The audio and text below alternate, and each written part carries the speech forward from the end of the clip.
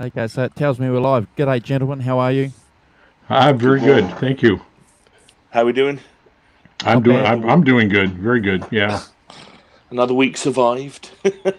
another week. Yes, Yeah. yeah. How's it? How's it going in New Zealand, Andrew? Bit With of bit week of two of bit of Unlock. freedom, bit of freedom. So that's always a good thing. I haven't got to the Yeah. barbers. Um, I managed to get some Chinese takeaways for lunch, which is pretty good. Oh, But cool. Yeah. getting back to normality, it's a sad situation, I suppose. I know that we don't like to talk about politics on this show, but it pisses me off to see that it's just this epidemic. It's just been used for political point scoring and political assassinations. It's just, I suppose, something that we have to get used to because they're going to continue doing that, I think, internationally, aren't they? Oh, Yeah, there's going to be everything hurled around, isn't there? I notice quite a lot of hurling around when we should be getting together and organising and stopping. Yeah. Stopping it. I mean, it's very easy to blame. Blame is a very easy thing. I have a Dutch friend who worked in an IT company for a long time, and they had who's to blame for the week. So every week, a different person was to blame for anything that went wrong. They spent no time looking for someone to blame because if it went wrong this week, well, it's Simon, it's your fault, and then that's it. So then we can spend all our time fixing it, and then next week it's Andrew's turn in the to yeah, be blamed for everything. So we don't spend any time looking for who to blame. We spend all our time trying to fix things and make things better. Um, Yeah. I kind of approve of that on a local level. And I think on an international level, we could probably do the same. Really, that I don't think, Yeah, I think I that's a don't good think, point. there's conspiracies and all sorts of nonsense. And I'm not a conspiracy theorist. I don't go for this at all. I, yeah. I Me either. work in national government. You know, you hard work to be a conspiracy theory. Really, it's just people trying to do stuff the best they can and being chaotic you know, and it creates a kind of people think, oh, it's this and there's a great conspiracy, there's great this, there's great that, and it's like, no, it isn't. It's just a Yeah, bunch of people crashing their way through something yeah, in an imperfect way. Well, there's a surprise. Welcome to imperfect world. But yeah. Having worked in government, I don't think we're not. We don't have the skill set to to yeah, yeah. put forth a conspiracy like It's a hell of a piece of that. hard work, isn't it? Yeah, It's like those people who think, my daughter's very keen on this because she's 14. It's kind of like, like they never went to the moon. It's like, Sienna, do you think that you could keep that a secret for 50 years? Do you think that nobody would have said something about it? I mean, it's just not, life doesn't work like that. It leaks around the edges all the time, doesn't it? yeah. It So I'm does. not. Yeah, What my favorite is the flat Earth people. oh yeah, Yeah, yeah. That's See, that fair enough. that's my Life. favorite. I even watched the yeah. the Netflix documentary on it, and Uh, it's just fascinating.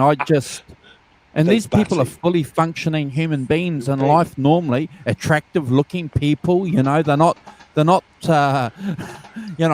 fully functioning, fully sociable human beings. yeah, But yeah, yeah. Somehow with a very strange belief. Well, yeah, yeah. there's there's a. Yeah, I read a great Sorry. article this morning on, whoever creates the vaccine and what the yeah, impact that has on their country yeah. versus how the impact on how they handle it and develop it and internationally. And Wow. do you hoard it so it's your people only, or do you somehow, you know, Oh, do oh you dear. share it? And it's a tough thing to do with an election coming up, so it was talking I about mean, the politics of it, and it was really quite interesting. So yeah, I think yeah, I think it depends where the vaccine is developed. I think that's going to probably determine a lot of whether or not it becomes available freely or at a cost, or whether it's stored. yeah, Yeah, you'd like to think, we have a connection historically, the three of us and most of the people that watch our show. You'd like to think that. who, if it was a Canadian that found it, then an Englishman and a Kiwi and an American might get a stab at it, wouldn't you? Or vice versa, or an Australian or a South African. You'd like to think that maybe there was some kind of reciprocity going on there because of the historical links. Uh-huh. You would hope, Well, I mean, yes. I mean, yes. From my point of view, that's a prerequisite for it. Anybody who develops the vaccine is just, your social duty is to make it available to everyone, and not, You would hope so. Yes. Well, completely. I absolutely believe. That's my thing. I absolutely believe that if what we want is the greater good out of this. And not, somebody going, well, actually, I've made one, but we're going to do all of us first. It's like, here's the recipe. Get on with it, countries, as fast as you can. Yeah. We can get back to normal. Well, without getting into conspiracy theories, because we just acknowledge the fact that we that we don't believe in them. Without naming a big power, a big major player in the world's economic and political environment now, you would like to think maybe that they could find some reciprocity if the vaccine was developed in their country. Right?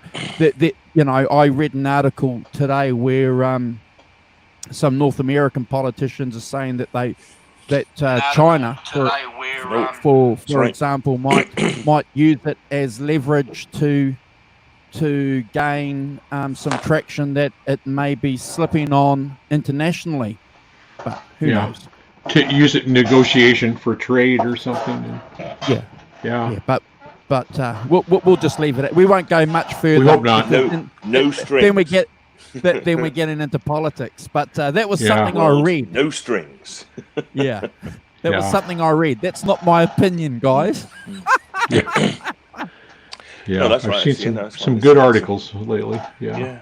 But so before Andrew, we get in, your opening up is going okay. Is it your R rate is not going up? Oh yeah. Well, the what is it? The curve is flat. Yeah. It hasn't been going up in the last week, 2 weeks or so. No community transmissions. Well done. So fantastic. Yeah. Whatever else, hats off to you guys for for doing it. Well, you did something right, something quicker than the rest of us. 10% of the population of the UK, you've got about 6 million. We've got about 60. And yet your figures are incredibly different to ours. Yep. Ours go up by 480 a day. Yours go up by none. Somebody's done something right, and somebody hasn't. Anyway, Simon, behave. Yeah. Hey, thanks you guys too for jumping in my show, my solo show that I did a couple of days ago to celebrate Exile on Main Street. I was reading an article and on social media, and it said tomorrow is the 48th anniversary of Exile on Main Street. Yeah. So really I cool. asked our resident Stones expert, who hasn't been on shows for a long time. Is he all right? If Is he still in lockdown? Nobody's told him. Oh, look, I think he's focusing on his work. Just making sure that he's hitting the ground running. That's fair enough. So, but gave him an invite, but he kindly turned me down. So I just jumped on there, and I thought, I'd share some words. And thank you for your kind words, Greatvanzinni, in the comment. And thanks, Simon, for jumping into the chat. Appreciate it. Well, we've got to support you. That's the way of it. I watched a lot of it live. Yeah, I just didn't want to. Oh, there's my alarm. Hello, microwave. I'd rather do shows with people talking about guitars. I've done that a few times, and I've given a couple of reviews on some books I've read. I don't mind doing that, but I'd rather do this. This is the format I enjoy more. With either Simon and or another guest. So, but Greatvanzinni, you're more than welcome to join Simon at any time. We're certainly going to continue our week. our weekly shows. But anytime you want to jump in, we're looking forward to Tubinin. Is that how you pronounce his name? Tubinin. Tubinin.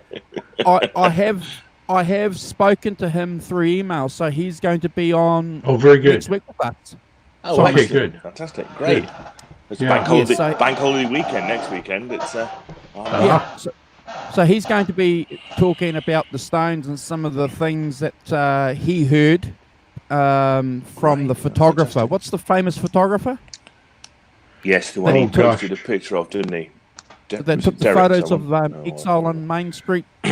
Yeah, yeah. On the tip of my frontal lobe. He wrote The Americans. Robert Frank. That's him. Frank, well done. Yeah. Yeah. I'd forgot about their connection completely till I looked it up today, and I thought, wait a minute, Robert Frank? No, he's a photographer. So then, and it took me, and it was a trip down memory lane. So I think I actually have that book somewhere there. Just another stellar example, guys, of how cutting edge Mick Jagger and Keith Richards were. You know how involved they were artistically with other things that were going on. For them to know about the Americans and the impact of that book or that movie and those set of photographs is phenomenal. That goes back to their art school thing, doesn't it? You know, because they went to art school, interested in art, you know, that kind of whole. We discussed it on here. There's in Greatvanzinni in the '60s here. There was a lot of rock bands and stuff came out of art schools. Yeah. Art schools were like the breeding ground, like the Who, you know, the And the Beatles. and the Beatles. Yeah, you know. Yeah. I don't know if the Beatles didn't. Wasn't John Lennon? John Lennon went to art college, didn't he? Yes, he did. Yeah. So you know, there's a great kind of in the '60s the tradition of the art school leading to bands and giving them, interestingly, artistic vision. You know, a vision of being art, not just music. And they probably knew more about Robert Frank than we do. You know, they we do here in the have come States, across him at exhibitions of him or something, or photographs he'd taken for other public, whatever it is, and thought he'd be a cool guy to have. You know, if you think about, they had Andrew. I mean, they had like Stanley Booth hung out with him for a bit, didn't he? And then wrote a book about it and the true events of the. And there was a lot of that, and in the late '60s, I mean, Paul McCartney and stuff, they were always hanging out and doing avant-garde stuff, weren't they? And doing other, involved in the avant-garde scene, getting Robert Blake to do the cover of Peter Blake to do the cover of Sgt. Pepper's, well-known British artist. It kind of, the links to art then were strong, and it doesn't surprise me that the Stones were plugged into all of that. Well, and that to me, that's what's wonderful about that whole period is it's not just a revolution in music, starting somewhere around that, the baby boomers here in the United States, but around the time of the British invasion. But it's an explosion in art and crafts and just about everything, completely. What amazes me, guys, about that whole thing between the British and the Americans is that there was clearly no parochialism. If you were an English band and there was something cool about what was happening or what had happened in America from a artistic point of view, we took it. We borrowed, it was ours. The Stones took it, and vice versa. The Americans, they took it. And there was no from what I've researched, no selfishness. There was this free reciprocity, this free movement. Do we have that today? Do we have that feeling, that sharing of in music or in art? Is that happening? I'm not sure. That's a good question. I don't know. I think that you sort of do. There are a lot of collaborations aren't there? Like for instance, Ed Sheeran collaborates with a lot of people from different things. Ed Sheeran. But I think if you think about the artistic world in those days is much smaller. The music world, we discussed it, is much smaller then than it is now. You could go out to the the Bag of Nails and see Jimi Hendrix, the Who, and all those musicians all gathered together in one place. Whereas That doesn't happen now. Well, and what are they singing, Simon? American blues-based American music? blues bands, yeah. But also, they are treating it, I think, and I think this is really the important thing, they're treating it as an art form. Yeah. They're not treating it as a kind of, kind of disposable dance hall kind of, thing. They are treating it as an art form. And I think that's the thing that really, I think, that's the real thing that they brought back, the Stones, all those guys who, promoted the blues back in America were promoting it back as an art form, as a cultural art form, not just as and not just another bit of music that kind of people did to sort of on street corners to earn a dime, or in local dance halls to get they treat it as an art in selling it back to America, I think, as an art form. Do you not think, Greatvanzinni? Am I talking rubbish, or is it? No, I think so. I think it came back, and it came back in a slightly different form. So it was more. It comes back as an art form, doesn't it? For our generation, so to speak. So yeah, certainly. But more than that, it comes back with a cultural resonance. It comes back with an artistic resonance. That maybe it didn't. As an art form that it maybe didn't have in the say the the late 40s and early 50s in America, where it was just cheap black music, that they made from across the tracks, and good people didn't get involved in it because they were enjoying Benny Goodman. I've got nothing against Benny Goodman. I mean, there were a lot of places back east, but where I'm from, we didn't get exposed to that, I heard more Native American, powwow music than blues.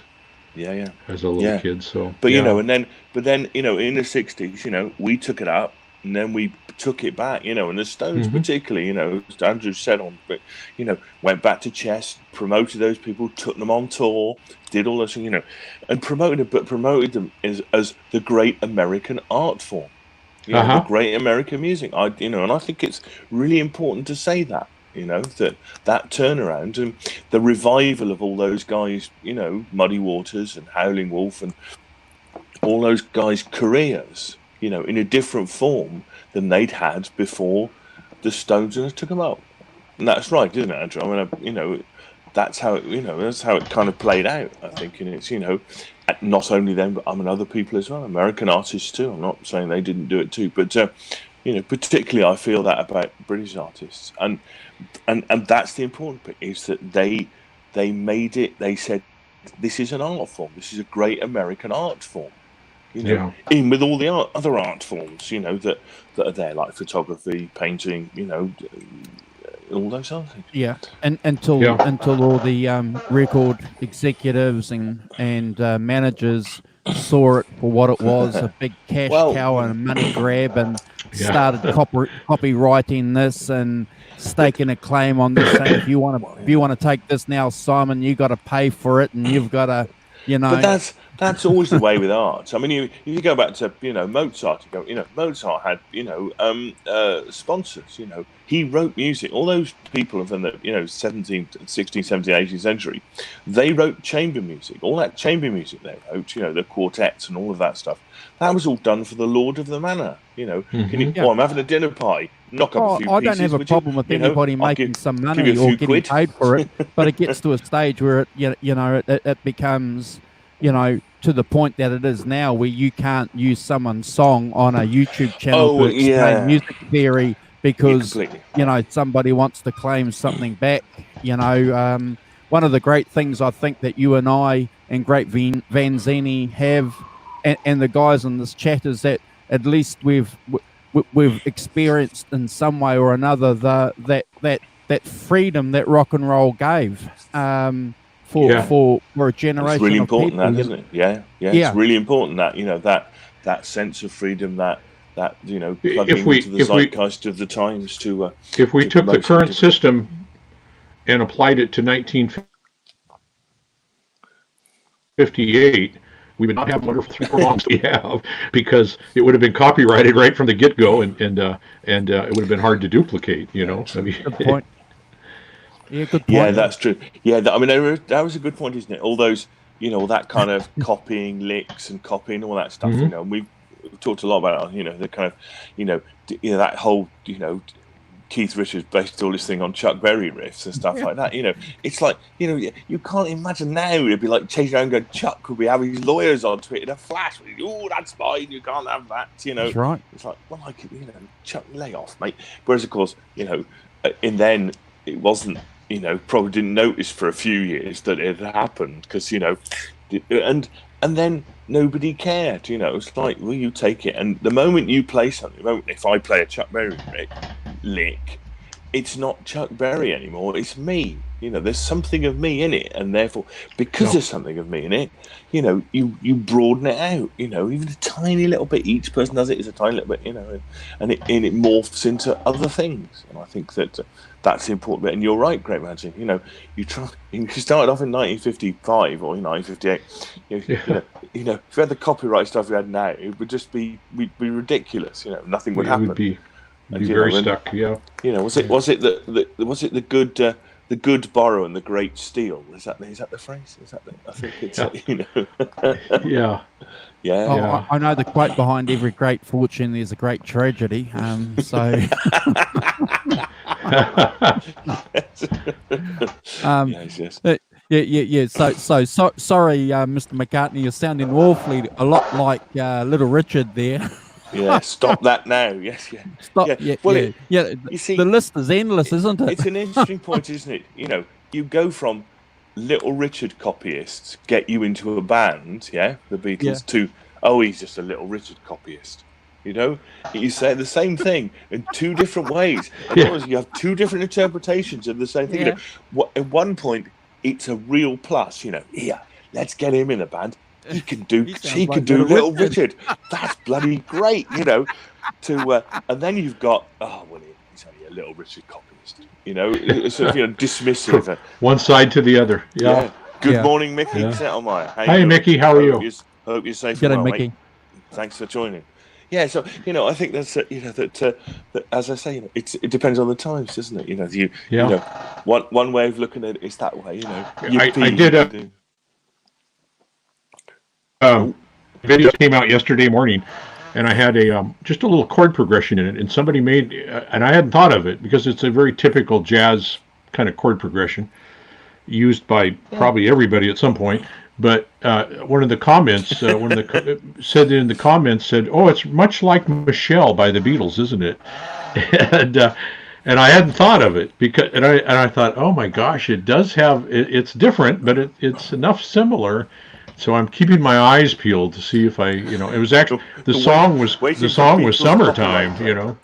Yeah, right, okay. It was kind of a version of Summertime. So we'll see. Which the way you did it sounded like Michelle by the Beatles. Oh, that's interesting. Yeah, he my little chord rundown in the middle sounded I get to him like Michelle, and I had never even thought of that, but I thought perhaps that's where Sir Paul got that. I don't know. I love those things about you hear echoes of other songs in songs.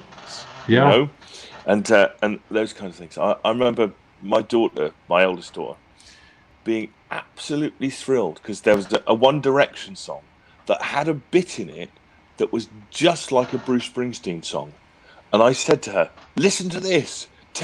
You tell me, is that the same as that?" And she's like, "Wow, they're the same." And she was like amazed that that somehow the old fool that I listened to, somehow One Direction and him, they had this bit that was it was the same with the song, and you're going, wow, that's amazing. She was amazed by this kind of thing. But it's like, that's what it does. There are echoes. Did you tell your daughter that Bruce Springsteen plugs his guitar in too, by the way?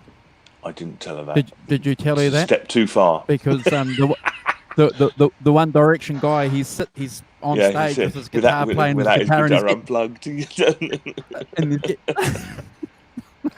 don't want to spoil the illusion. I'm just pleased that she likes music that's got guitars in it, Andrew. Don't want to shatter their illusions too quickly. She was only 14 or 15 at the time.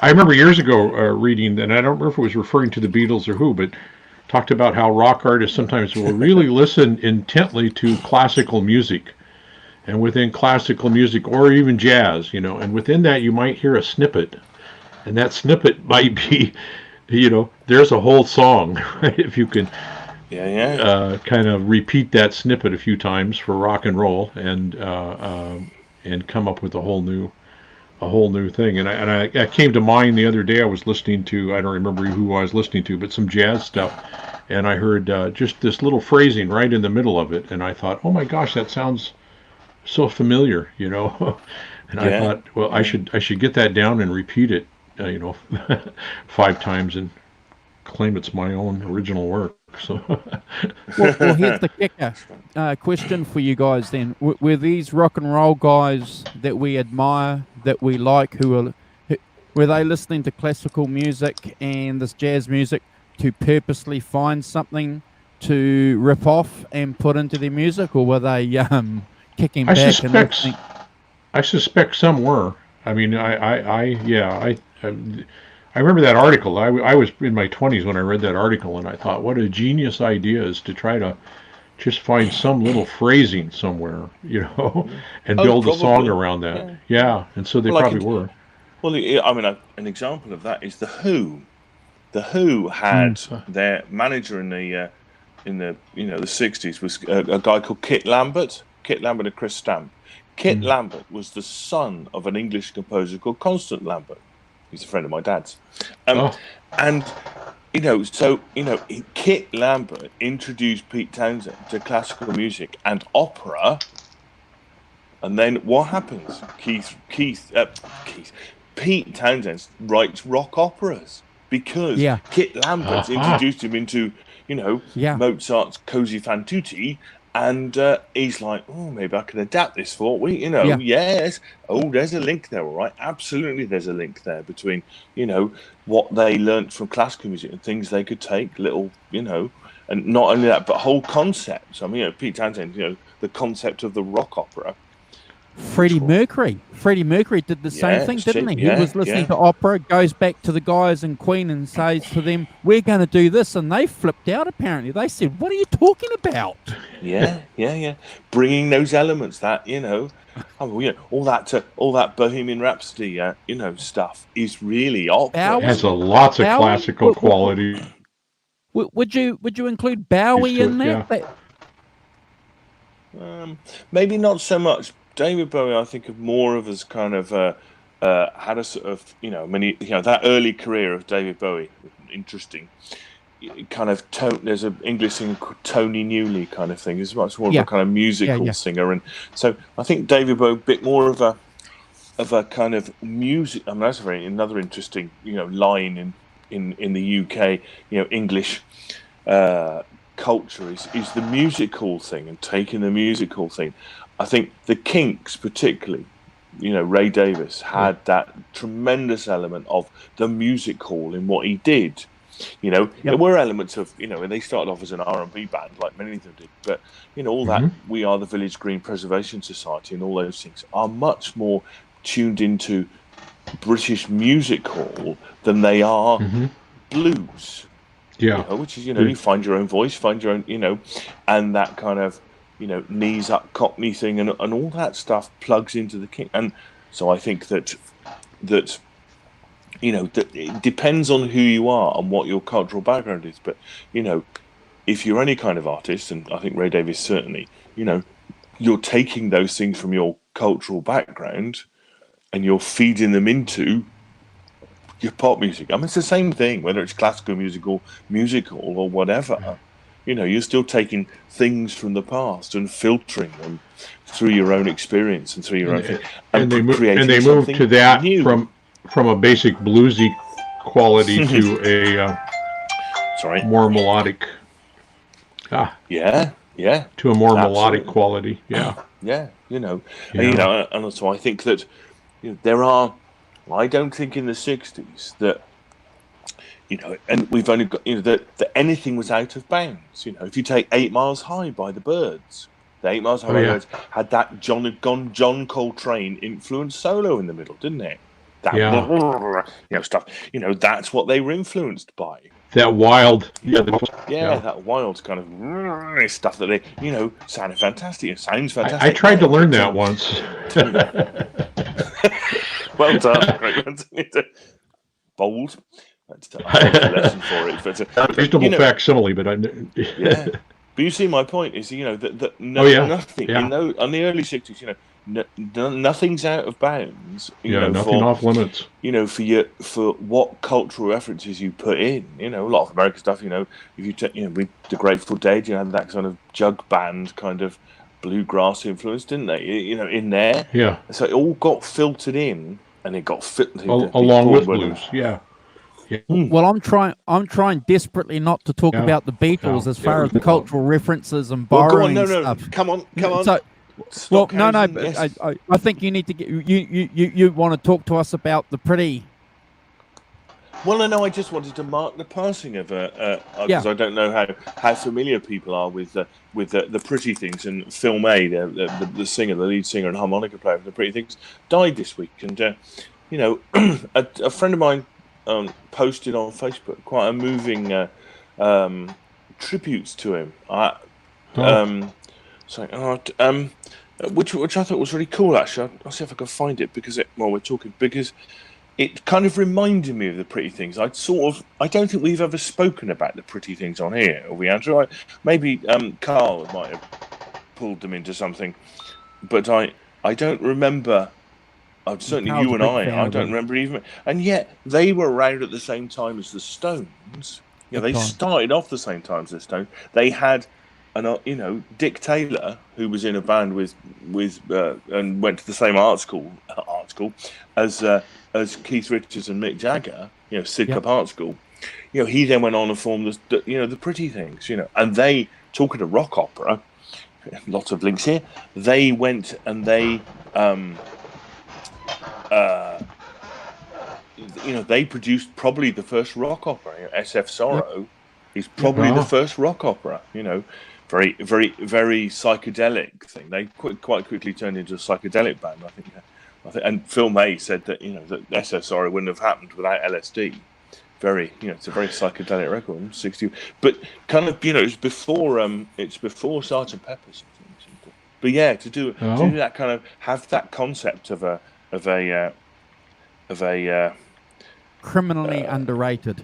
Yeah, kind of underrated, but it's kind of let me see. There we are. Maybe now in his death, they might,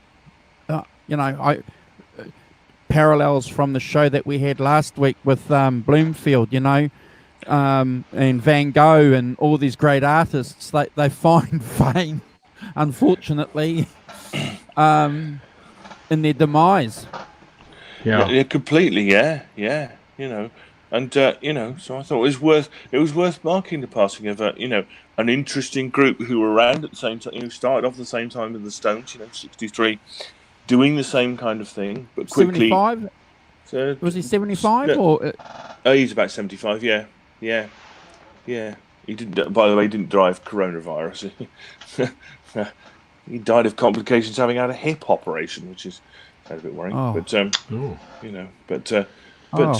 yeah. But I went. I haven't listened to things like. They had sort of some various hits and stuff, in the UK stuff. Do you, Andrew? They nearly got banned from New Zealand for wild behaviour. Yeah. Particularly, they had a drummer who was very wild. They didn't actually get banned, but I think they did, particularly New Zealand, which I thought was quite funny. It's quite opposite. Yeah, let's see what they've done. They went to New Zealand to cause trouble. Well, the Rolling Stones came here first and whinged and whined because they were locked into their hotel rooms. They weren't allowed out. Yes, quite right. Yes. Wow. They weren't allowed out because of all the fans, or No, it wasn't quite that bad, Vanzini. But No. Keith Richards in his book talks about the fact that there was nothing open in New Zealand. You know, everything closed at 7:00, and when they went walking around, they couldn't believe that everything was closed, and they were sleeping on Sunday, and they got a knock on their doors saying church starts in half an hour. Mind you, you have to say it's a bit rich, isn't it? You know, the UK not exactly open 24 hours in those days. It has to be said. You know, closed on Sundays completely and all of that stuff. You know. Yeah. So Andrew, I have to ask you: do you in New Zealand? Is there like afternoon tea where people take a break? Or? Yeah. So we have morning tea. And we call it smoko. Depending on what your job is. If you're a professional, it's probably morning tea. But if you're a tradesman or something like that, smoko, lunch and afternoon tea. Yes, certainly afternoon. I asked that. My dad had talked the crust cut off. Yeah, my dad had talked about it. My dad was injured in World War II, and they apparently had a hospital or some sort of recovery, and was shipped to New Zealand for recovery. Wow! And so he talked about it. He thought we should all take afternoon tea and have a bite to eat. And I thought, boy, it always struck me as a fine idea. So, yeah. Well, New Zealand is very proud of our British roots. You know, we're a British colony for a long, long time until we got Dominion status. And you know, a lot of the things that we are directly British. You know, an Englishman's not going to feel out of place. And Simon and I were talking about this, I think, in one pre-show chat. You know, when I was a young boy, we had British cars on the roads here in New Zealand. We didn't have Japanese cars. You know, when I was a boy, they were all British cars. Sure, heavy influence. Yeah, big time. Yeah, very good. Yeah. Talking of that. Yeah. So I thought it was worth mentioning that because obviously I think the Pretty Things were, did have some influence from the 60s, as I say, particularly with the bring out the first rock opera and stuff like that. Not as well known as the Stones and other people, but in fact, SF Sorrow was was released on the Motown label. I don't know what Motown were thinking. It's 60s. Barry Gordy had some other thoughts there of trying to do something different, maybe. Obviously getting into LSD or something. But no, yeah. But they carried on through the 70s and things, and they were one of the first acts signed to Swan Song, the Pretty Things. The Led Zeppelin,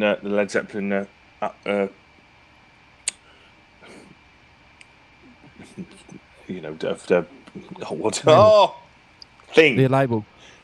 Thank you. It's their label? Oh, okay. Yeah, Led Zeppelin had their own label in there.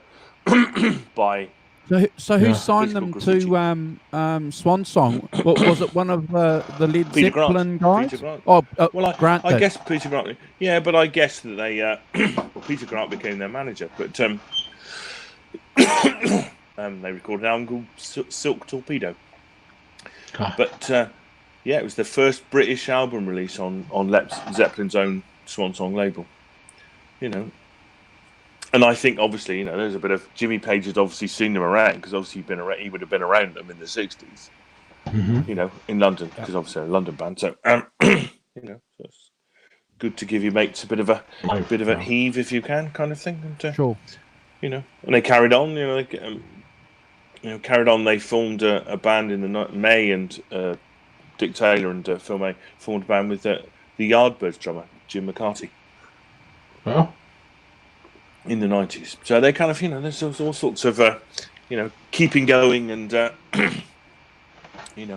keeping playing while you can, kind of thing, even though you may not be. I think Mr. McCarty is still out there banging it out with the Yardbirds. I think that's him. Is he? Yeah. Yeah. I don't know. Yeah. Is there still an incarnation of the Yardbirds that's still going? Yeah, just a couple of years ago, they hired my favorite guitar player, or one of them anyway, Johnny A, to play with them, and he played with them for about a year and a half, and then received an email saying, "Thank you very much, your services are no longer needed." So, I mean, my gosh, I didn't know. I don't know who should have been honored. If Johnny A should have been honored to be playing with the Yardbirds, or if the Yardbirds should have been honored to have Johnny A. He's way beyond that. Yeah, one way around or the other. Yeah. Yeah, he's way beyond that skill level, really. No, indeed. Yeah. I mean, I guess the other person who I saw died recently was somebody from our community. I don't know if you know. Did you ever come across Big Dan Hall? No, I don't think so. He hadn't been around for a while. I think he'd been ill for quite a long time. But, oh no, that doesn't ring a bell. No, I sort of met him on Joe Wentz's stuff. He used to be coming on something. And Johnny Bean stuff as well. He was around for a while. We used to have a joke about the fact that he should come and jam with us, but he was always stuck in customs, awaiting release. Which I thought was sorry to hear that. I hadn't. I'm still fairly new to Johnny Bean and to Joe Wentz. Yeah. As I say, this is 2 or 3 years ago at least. Hi Kubrick, how are you? Morning Kubrick lover. How you doing? Yeah, what's interesting is if you have a look at some of these guys, I love looking at the images of some of these bands. Goes back to my record. Yeah. My record cover days of just sitting there looking, but they all share similarities, don't they? The fashion was clearly shared by a lot of the bands. Long hair, the colour, big time. Well, apparently, one of Phil May's proud boasts was he had the longest hair in England. Yeah. At one point. It's a fantastic it's a brilliant kind of boast, isn't it? What can I boast about? I know. I can boast I've got the longest hair in the UK. Yeah, I don't know how I came about. I came across their names just a few weeks ago and looked them up, and I never got around to listening to their music. So they're worth a listen for sure. Yeah, and I don't think they had. I don't know if they ever made it to America or not. They did a bit. Well, obviously, Motown knew about them. Obviously, they never had a hit in the States. They had more success in Britain and Australia, New Zealand, Germany, and Europe. Cuban. Yeah, May claimed to have the longest hair in the UK. and their drummer used to cause havoc wherever he went. Much like Keith Moon. Yes. Okay, so I'm just going to jump in here and say to Kubrick lover, I watched that documentary last night, and it's fascinating. It's remarkable. On LSD, they had a documentary on LSD on it, did they? It makes me want to take some and try it. You're a bold man, Andrew. Well done. For your 60th birthday, you need to go and sit on top of a hill. I don't mind admitting I'm square. I was always the straight guy. I was always, But after watching that documentary, listening to these intelligent musicians and artists talk about how enlightening and how valuable it was to them, it's fascinating. Do you know what, Andrew? Just to make you laugh, questions you don't want your kids to ask you, all right? Awkward questions is, so, Dad, have you ever taken drugs? No. How do I approach this? I don't know if that's happened to you guys, but I have a cousin. I have a cousin. Even with his grown kids, if the subject comes up, he looks over at me and goes, "Excuse me, no, don't gives me the eye." Yeah, and it's like, See, that's the thing. When your 16-year-old daughter comes up, she says, "So, Dad, have you ever taken drugs?" So, where do we go with that? Yeah. So you reckon when I'm 60, Simon, I should try it when I'm. I think I might. Okay, I've got a few years. That's the sort of thing you do. You do it at once, and but you go. You have to pick an auspicious day of doing it. When you're 60, or you've retired or something, you can go and sit. Nobody cares. It's fine. But yes, just don't make a habit of it, as they say. But No, but seriously. seriously speaking, it was fascinating. The documentary was fascinating. It gave a bit of an insight into the scene for the music that we love. I just had no idea really. Maybe we had glimpses, when you read Keith Richards' book and Paul McCartney and John Lennon talks about it, but it was everywhere. Yeah, it was easily available. Yeah. Yeah. Yeah, wanting all that. Yeah, that Kool-Aid acid test stuff with the. Well, see, that fellow was from Oregon. Ken Kesey. Yeah. Kesey. Yeah. There we are. What an interesting guy. What? You didn't know him, Andrew, did you? No, but Greatvanzinni, you didn't know him. I actually a tidbit of history that if we want to hear it. I worked at the Oregon State Hospital, which is the mental institution, and the first assigned ward for my training that I was on was the ward where they filmed Cuckoo's Nest, and so of course it looked quite a bit different because at the time they filmed it, they actually had, they decorated it for the movie and did things like that. But I got to see a lot of so I got to actually see all that area where they actually filmed it, and some of the people that were in the movie, they used, in a couple of occasions, they used patients from the hospital who agreed to act the role of a staff, and they used staff to act the role of patients and as of staff.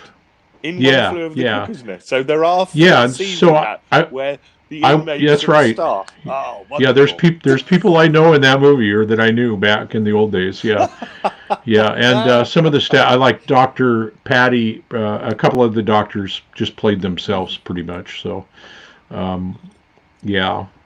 Of course, so that was interesting. By Michael Douglas, wasn't it? Was it Michael Douglas? It was Michael Douglas, wasn't it? I don't remember who did it. It was written by Kesey. Kubrick. He had worked there. Tell me I'm wrong. Yeah, Kubrick.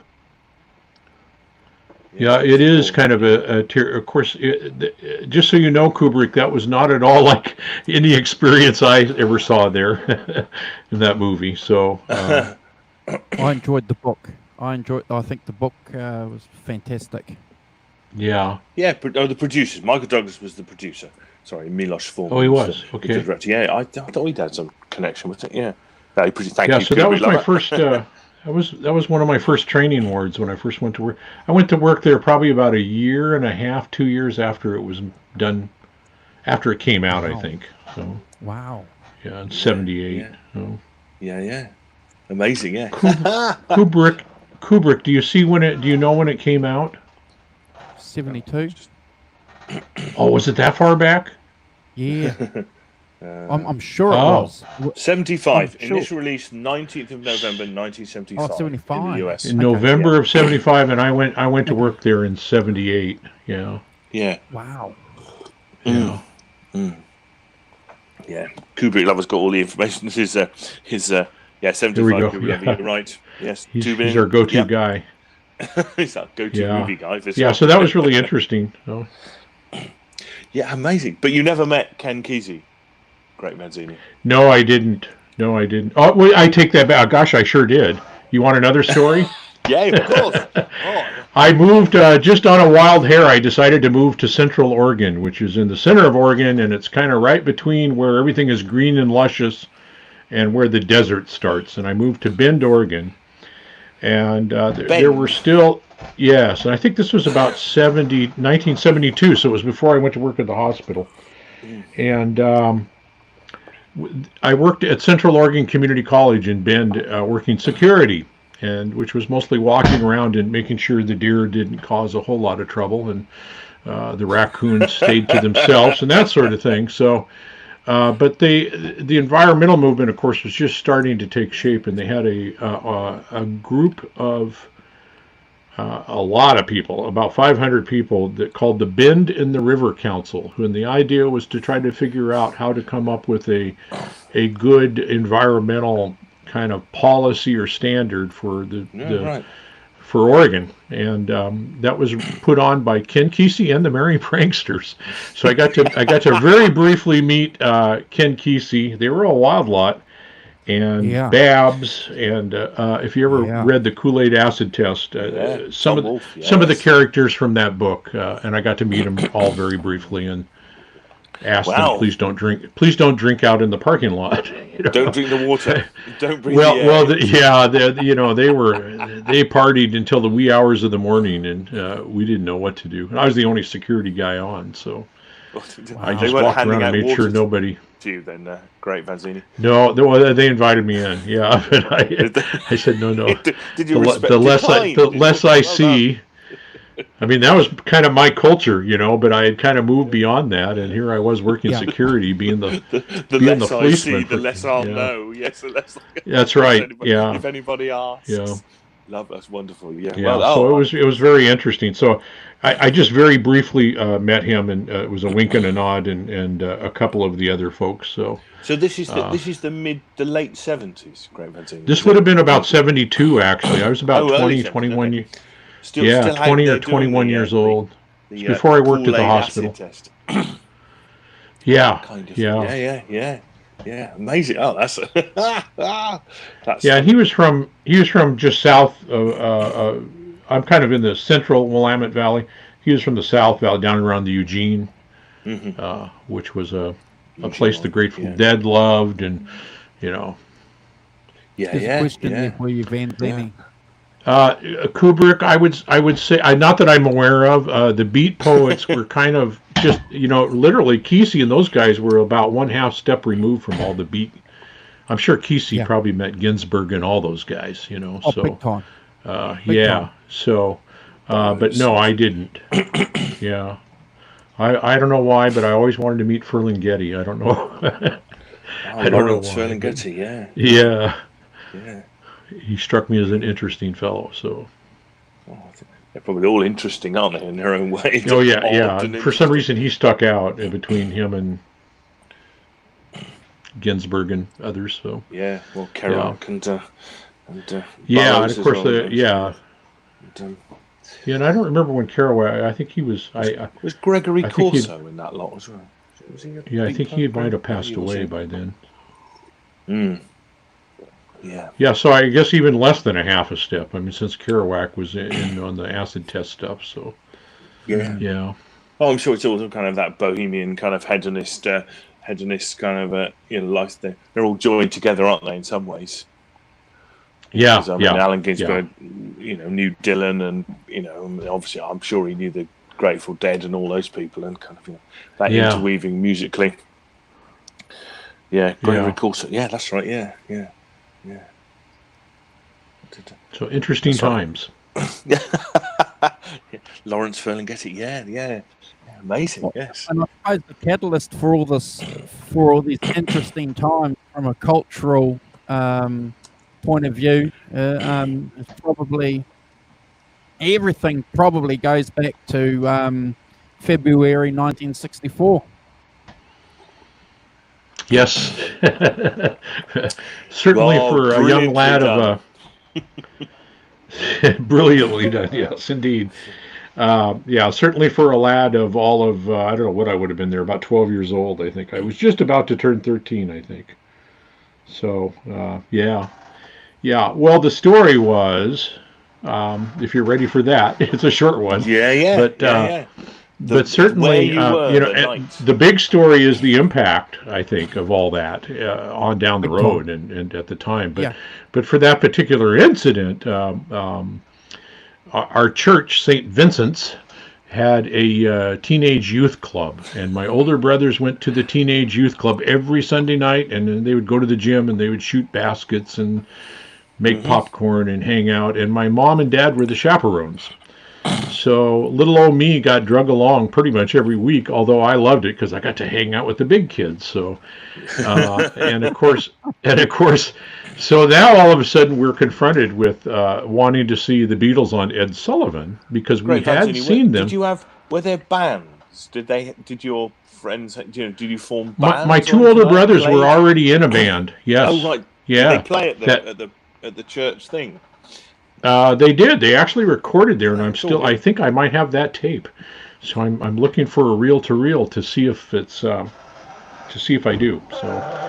But they played at the they would play at local halls, the Veterans of Foreign Wars Hall, any place that had a little sort of small gym or anything like that, and that's kind of how we all came up, basement churches and what have you. So yeah, so we had begged my mom, and of course my mom said no, we have commitments, we're the chaperones, your brothers are going to go because they're the older. And so we went to the gym with the idea that we're not going to see the Beatles. Now, we knew of the Beatles because they had been on news reports already on TV. But the week, or to my memory, it was a week or two before, a fellow by the name of Jack Parr. I know that. Oh, and so we knew of him. Jack Parr was the forerunner to Johnny Carson and The Tonight Show. And I just looked it up the other day, and what he said was he had somebody film the Beatles in England and send the film. It was like what I saw the other day had sound. Yeah. But the I don't remember hearing sound actually, and the story was at that time that his daughter was in England and had filmed them on Super 8, and so they showed Super 8 pictures, claiming that was the first time they were on TV. So and my mom let me stay up and actually see that, so I got to see that. And to my memory, there was no sound. The snippet I saw on YouTube the other day had sound, so I don't know if that was the same footage or not. So we were well aware of who the Beatles were. We didn't know much about their sound. I don't know if we were getting their albums just yet or not. I guess we were. We must have been getting 45s. Probably must have got one, wasn't he? Yeah, he must have got six. Yeah, sure, because they were going to be on Ed Sullivan, so they had to pretty much have a number one hit to be. Is that how it worked? You had to be number. Did you have to be number? Well, one you had to have show? something on the top 40, to be you had to be a name, in some fashion. So anyway, so we went to church to shoot baskets and have popcorn and all of that, and I don't remember what time Ed Sullivan was on, at 8 o'clock or 9 o'clock, but about a half an hour before it was on, a couple of the kids said, we have to go home. We have a test tomorrow, and I have to study for my test. And then the next one walked out and said, I got to run home. I completely forgot to feed the dog. And then pretty soon, there was one excuse after another, and my dad picked up on it. God bless him. And my dad picked up on it and called the rest of the kids together and said, how many of you would prefer to be home to see the Beatles on TV instead of being here? And of course, all the hands went up. And Todd, you're correct. Steve Allen was, I think, before Jack Parr, maybe, or maybe on a different station. But yeah. Morning, Todd. How you doing? Yeah, and welcome. Yeah. Yeah.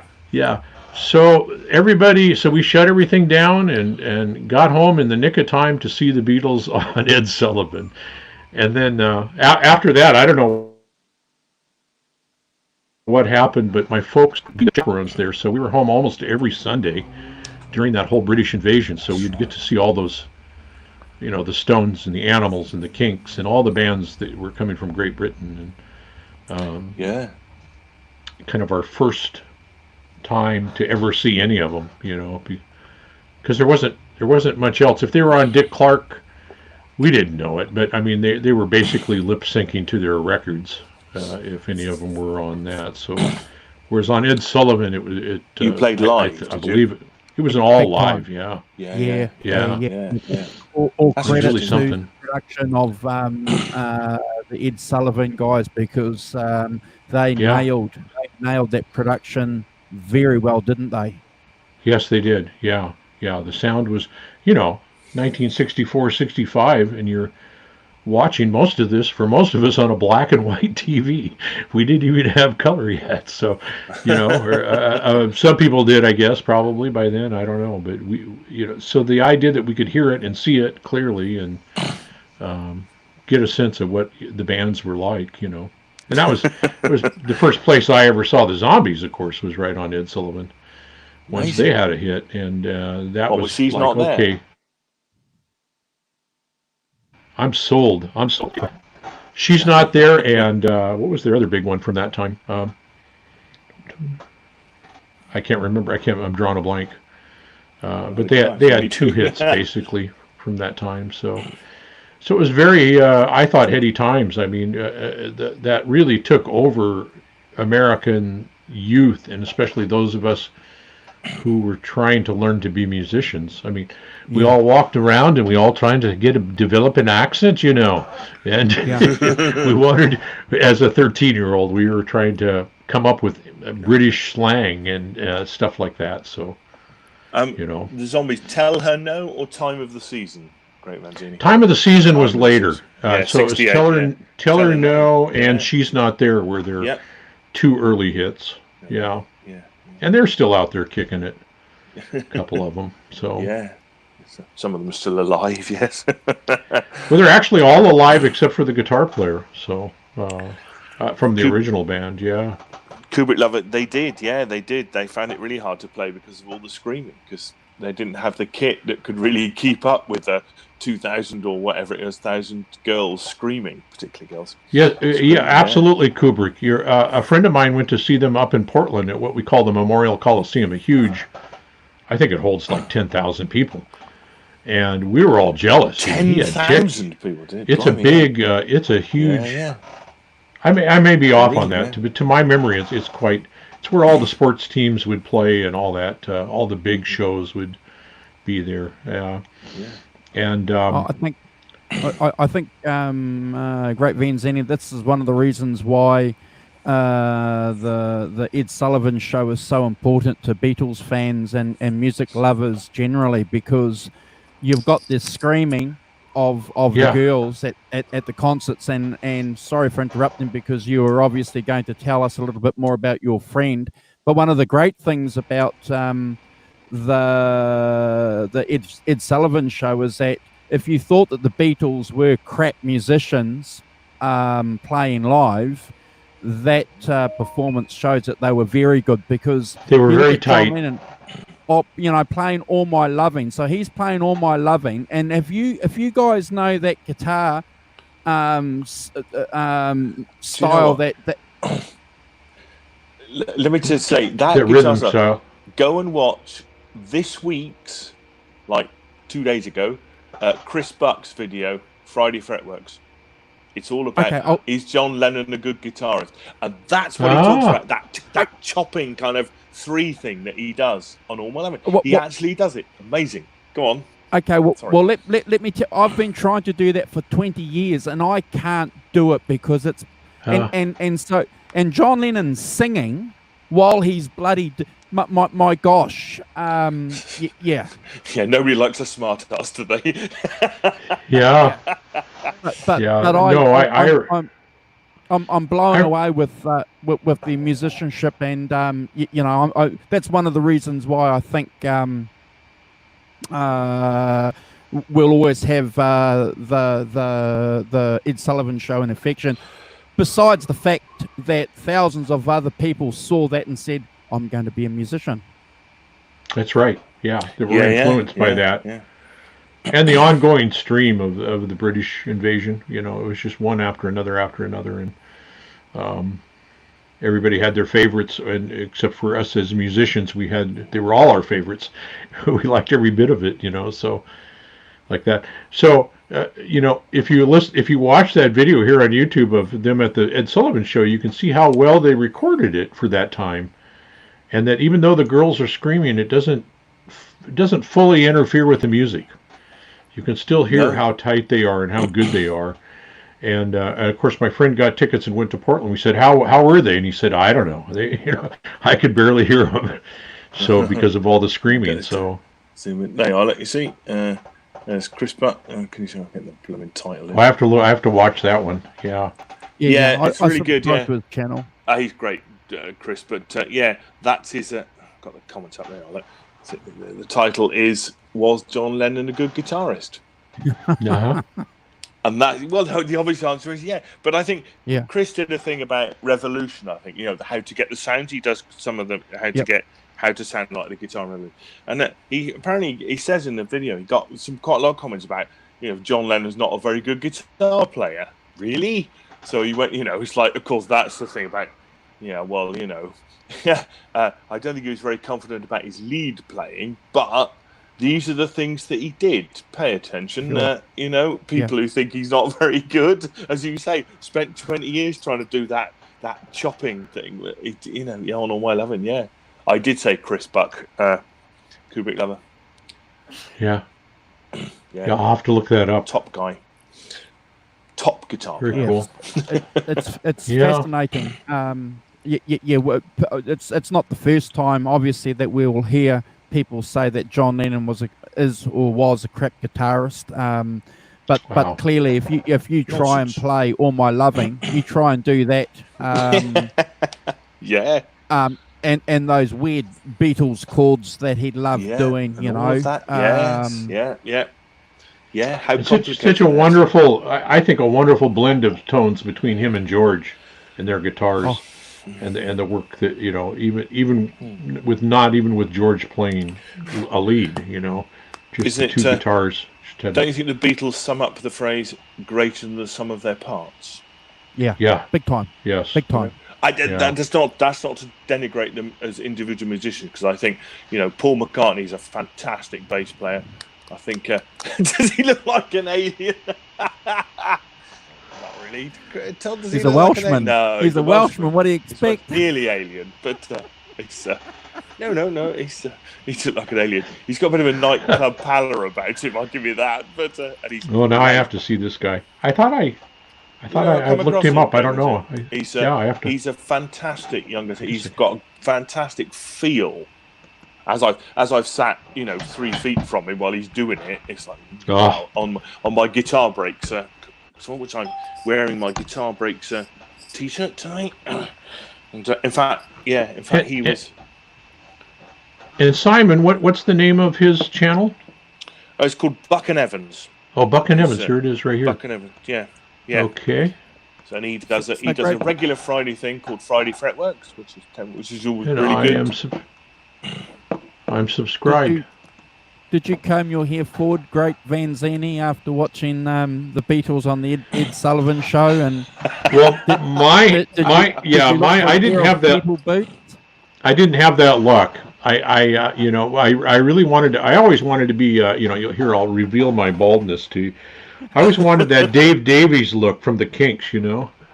And my hair just never did that. It just, when my hair grew out, it grew out, you know, and so mine was always more of a red-headed fro, you know. So well done. And so Jimmy came along right about the same time and introduced us to the fro, I think. So Kubrick lover. Mine never grew down though. Their album is brilliant. If you like mid-70s rock. Then their Buck and Evans album is fantastic for that. Okay. Yeah, they've got a woman who sings, Sally Ann Evans. She's the Evans. Okay. Really good. But yeah, and this is a good in my, but they do sound like a band from 1974. You know, which is all good in my books. But I just ran into, I don't know if you would know them or not, but or know of them, but I ran into a guy's video and I enjoyed his videos and watched him, and it wasn't until sometimes later I realized he was a part of a duo from the 60s named Clark Hutchinson, I think, or Clark Hutchinson, and Mick Hutchinson was the guitar player, I think. Anyway, I've been watching he's a fun guitar player and to watch, and he's got videos up on YouTube. I think they actually have them under.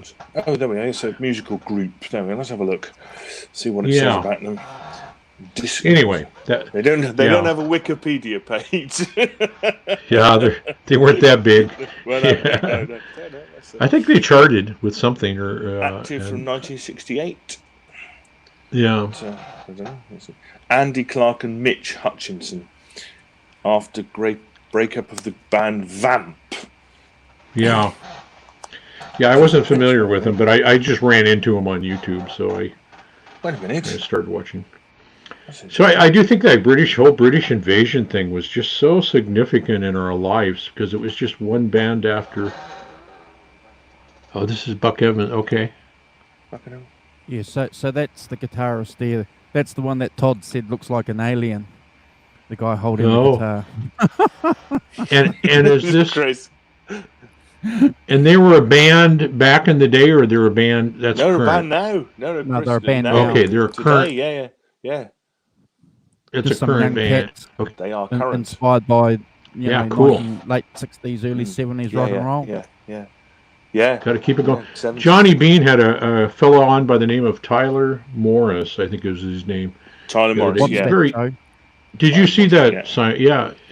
That was very interesting. I was glad he mentioned Bloomfield and Butterfield, and I said, "Oh, maybe it'll all be saved." I mean, he knew his stuff pretty well. He looked like he was maybe, I don't know what, 20 years old or so. Yeah, but it was a very good interview. He had his dad there with him too on the Johnny Bean show. So obviously that young guy Tyler, he's listened very intently to his dad's record collection over the years, and he listens to his dad. So Dad's going to tell you right. Dad's going to tell you the good music, son.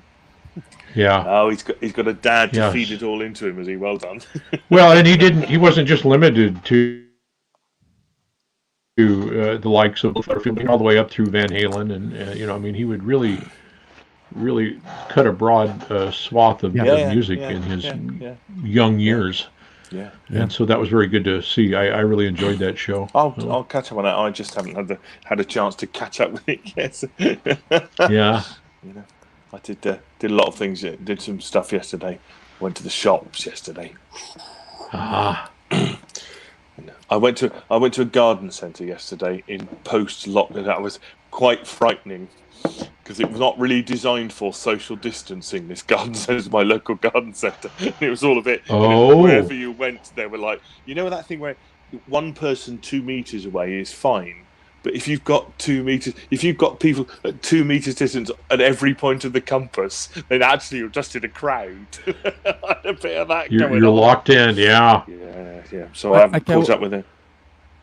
I'll share this with you guys. I was just talking to Vanzinni before you jumped on the show, before we went live, Simon. So I went and got some milk the other night, and one of the local gyms are open, and there's people crammed in the gym.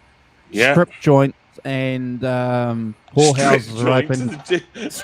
Strip joints and whorehouses are open in New Zealand. So I don't know how they're making that 2 meter social distancing rule. But not the churches. But the churches are closed. But the strip joints and whorehouses are open. No. How are they doing 2 meter distancing? Well, no, let's not go there. Let's not do that. Okay, this is a family show. Okay, this is a family show. But I'm just telling you guys the seedier side of. Well, I think it's going to. Yeah. Talk Tom Waits. Yes. Yeah, I love him too. I love Tom Waits. Yeah. I first came across Tom Waits when I worked in a record shop, Greatvanzinni, 79 to 82. I worked in a record shop in Bristol, and somebody came in and they said, "Can you put on Small Change by Tom Waits?" And that first thing, Small Change got rained on was on 38. And I was just captivated by this amazing kind of voice, and that piano, and obviously Tom Trabbett's blues as well. I just thought it was lovely. I thought it was really good. Basically, just on the off chance, somebody just came in and listened to it, and I listened to Blue Valentine and and go back to Tom Waits and stuff, with old 55 on it, and the Eagles song and stuff. Is it Eagles? Yeah, I think it is. Yeah. Jackson Brown. Yeah, I had heard some of his stuff, and then he did I think 2 shows on Austin City Limits. Is a TV show we have here on public broadcasting. And anyway, so I'd seen him on there, and I kicked myself for years that I didn't record it.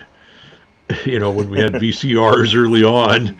And luckily I was at a used record store, and here somebody had made a copy of it, and not a very good one, but they had made a copy of that, and so I grabbed that DVD. They'd converted it into. It's probably on YouTube now, and in probably better quality than I have. Yeah, I hadn't thought of that. But sadly, I've never seen him live. Tom Waits, one of the people I've not seen. I never have either. Yeah. No, it's But yeah, I do. Yeah. I love Tom Waits. It's funny, isn't it? Todd Flowers and I were bonding over the fact that one of his top 10 albums that he was putting on Facebook was "Freewheeling" by Bob Dylan, which is one of and he was saying that was one of the things that started him playing guitar. Me too. One of the is that right? Playing Bob Dylan songs. Yes, playing Bob Dylan songs was because we had an acoustic at home, and so obviously I gravitated towards Bob Dylan songs. Yeah, certainly. Very difficult. Great words, and not very difficult to play. Certainly some of the early more folk kind of stuff was while I was learning bass and watching my other brother play lead guitar and rhythm guitar, I was certainly I had a hand-me-down acoustic that he had, and so I was learning those very basic songs of "Blowing in the Wind" and Donovan, "Catch the Wind" and things like that. And, lots of wind songs. Lots of wind songs, yes. Wind songs and "Where Have All the Flowers Gone?" All that kind of So that's just right. to learn those chord shapes. Yeah,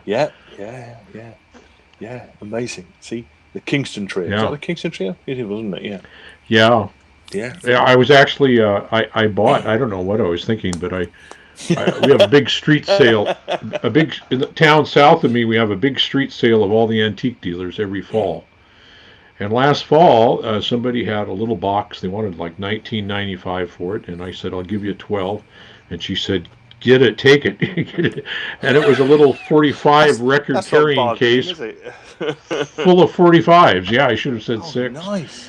But and it was full of 45s, and it has just a little bit of everything in it from from Kingston Trio. Probably about they were very popular around 59, 60. Yeah, right in there. I think I've got some Eddie Cochran. Yeah. Oh, nice. Yeah. Some Eddie Cochran. So it had a lot of really interesting old. So I was just going through those yesterday. I had not gone through them. $12 of anyone's money. Oh man, it was worth $12 of my time yesterday morning, sitting out in the sun and kind of going through. And those that I didn't know, I looked up on YouTube and found every one of them. So it was very interesting. Yeah. Oh, that's nice. That's a nice little find, isn't it? Nest egg find. Yes. Yeah. Yeah, singles and stuff. Yeah. Yeah. It was it was $12 of good entertainment. Yeah. I've got a box of 7-inch singles. I have to dig them out and see, because I'm pretty sure I've got the Kingston Trio doing "Where Have All the Flowers Gone." Yeah. Pretty sure I have. Yeah. Yeah. Yeah. I don't remember which one's mine. Tom Dooley, I know, was one of them. So, hang down your head, Tom Dooley. Hang down your head and cry. Yes, indeed.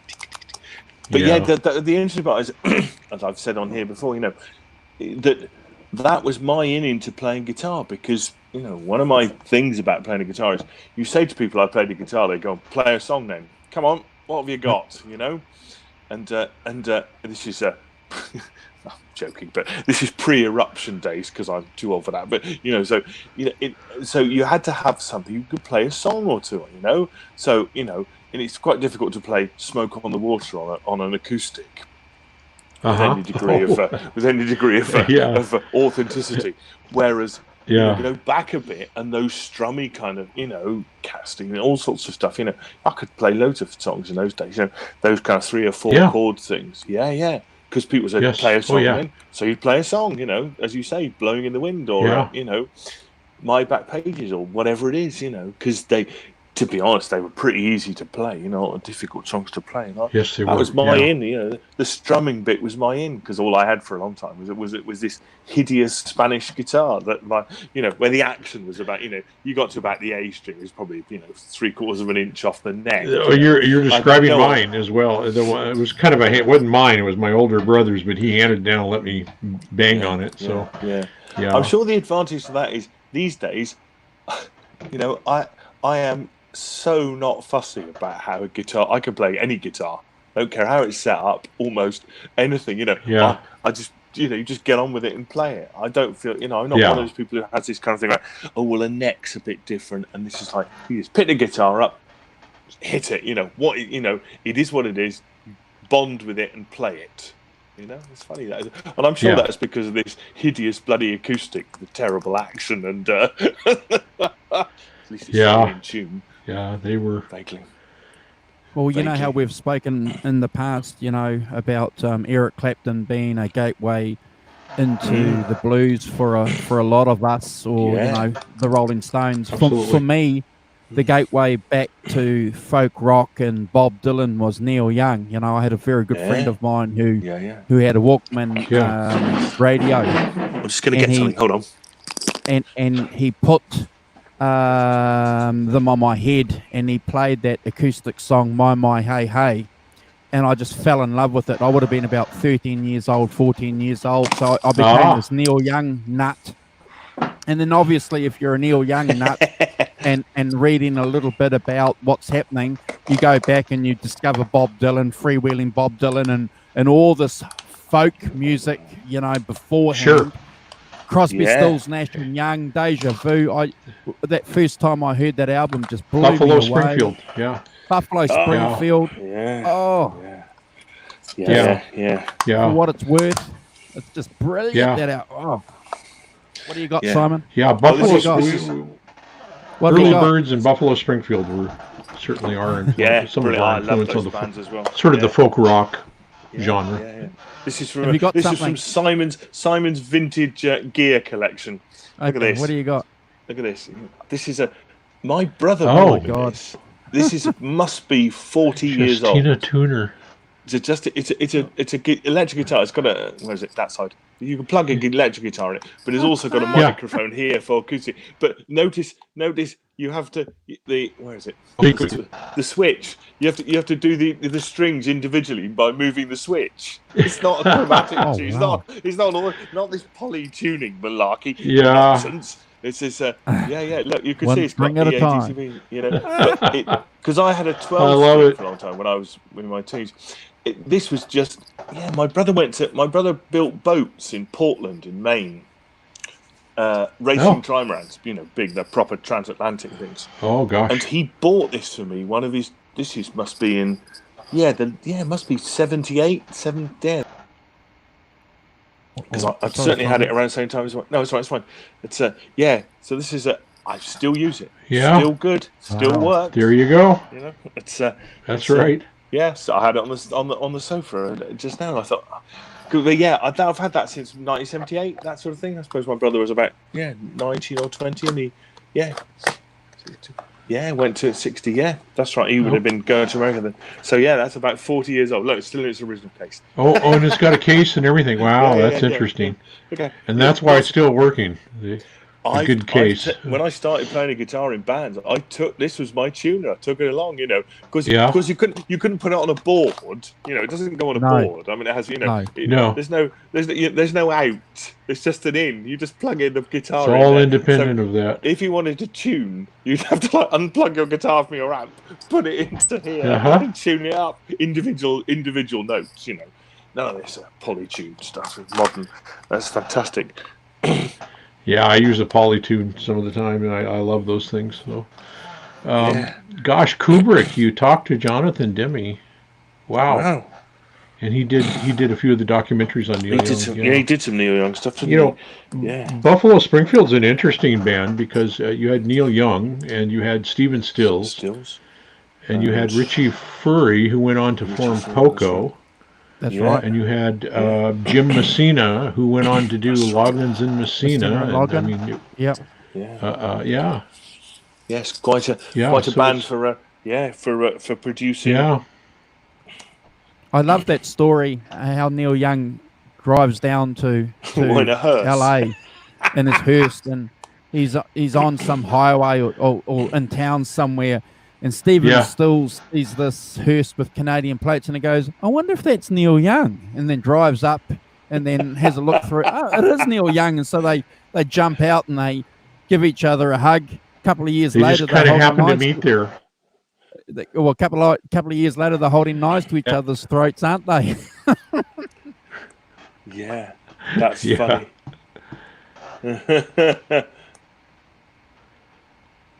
That's right. Yeah, that's right. Yeah, they were stuck. They were trying to find Stephen Stills. They spent a week trying to find him. Couldn't find him, and then they were stuck in a traffic jam on Sunset Boulevard. They were spotted by Stills and Richie Furay. Heading in the other direction. So kind of takes you know, you got to take these guys and girls back then at another level of perseverance, don't you? Because, you know, they probably had no phone numbers. They just knew that they were in LA somewhere, and they were going to hope that by asking a few questions at some clubs or something like that, that somebody will tell you, you know, oh, okay, you know, Simon lives over here or Vanzini's over there. Today, you wouldn't go anywhere without getting someone's contact details, knowing exactly where they live. You know, Yes. you program that in your GPS or in your iPhone, and you know, take me to Simon's place. Yeah. It just. I mean, I can't imagine driving down Sunset Boulevard in LA, seeing a hearse with a Canadian number plate, and going, "I wonder if that's Neil Young." Neil Turning Young. around, and it is Neil Young. I mean, it's like, that doesn't make any sense. You know, it's like, Yeah. it's like one of those things. Like, you know, oh, you live in Andrew. You live in New Zealand. Do you know the Stark family? It's that kind of thing, you know. I'm not joking. There's one of my colleagues has a friend who lives in Hamilton who's called the Stark family. So, but you know, it's like you couldn't credit it. You know, it's like of course Andrew doesn't know the Stark family. You know, it's like one of those things, isn't it? I'll go and find them for you if you want. Yeah, thank you very much. I'll do a live show from their front door. Socially distanced, of course. You put up a tent on their front lawn. Yeah, it's a gazebo. You can broadcast using their Wi-Fi, but out at a safe distance. But yes, I just find that's really funny. You know, that in those days you know, if you saw a Canadian number plate and a hearse, you'd be going, I wonder if that's Neil Young. You know, and it is Neil Young. Obviously, you know, I mean, I have no idea, but it feels like, you know, did nobody from Canada go to Los Angeles in those days because it was like, you know, probably another country and people didn't do that. I don't know, you know, it's just funny, isn't it? You know. Yeah. I wonder if that's Neil Young. Oh, and so it is. Because nobody else is driving around in a Canadian registered hearse, are they, around LA? Oh, funny. That's just fantastic. It's yeah. But you're right, yeah. The Buffalo Springfield, they were. You know, no wonder they didn't stay together very long. Too many strong personalities to go. Yeah, I find it almost like family history and genealogy. You know, all those bands that begot this band that begot that band. It's there's a chapter, a biblical chapter to be written there. So, do you remember? Do you remember a guy called Pete Frame? Greatvanzinni. You ever come across a man called Pete Frame? Frame. No. I'll see if No, I can find something. No, it doesn't ring a bell anyway. Pete Frame did. I mean, he worked for various magazines and stuff, but he, there we are. He worked for a magazine called Zigzag. I do remember that name. Yeah. There was, but in every. There we are. I'll see if I can get a picture of one because they're fantastic. He used to do what they call rock family trees. Oh, I'll just yes, I can't. Well, you say Zigzag. That's also the name of the most popular rolling paper there is here in the States. If you could present me for a second, you can see if you can see this. But this is what he did. This is what they used to look like. Yep. Oh my gosh! And that's Poco and the Eagles. So that's all the bands. Oh yeah, sure. Stuff Timothy Schmidt, yeah. Timothy B. Schmidt and all these. But yeah, hold on, see if I can zoom into a bit. And in the middle is indeed interesting. The Buffalo Springfield. Oh yeah, 3. Yeah, there we are. But not to be confused with Buffalo Springfield 2. Or indeed Buffalo Springfield. So there's various different versions. And then where all their members went and what bands that you see Poco version 1, version 2, Poco version 4. Yeah. So, but they are. Yeah, they had a lot of changing. Yeah, all hand drawn, hand annotated, and beautifully done. Yeah, and he used to do these in every what's that? Gosh. Lone Branch Penny Whistle. Ever heard of him? But he used to do them in every edition of Zigzag magazine. He used to do he'd take a band and then do a rock family tree of them, where all their how came from, where interesting. they went to afterwards. Yeah, beautiful. They're really nice things to. I'd like to see that. I'll have to Yeah. look that up. Got a few books, Look him up. He's called Pete Frame, Frame.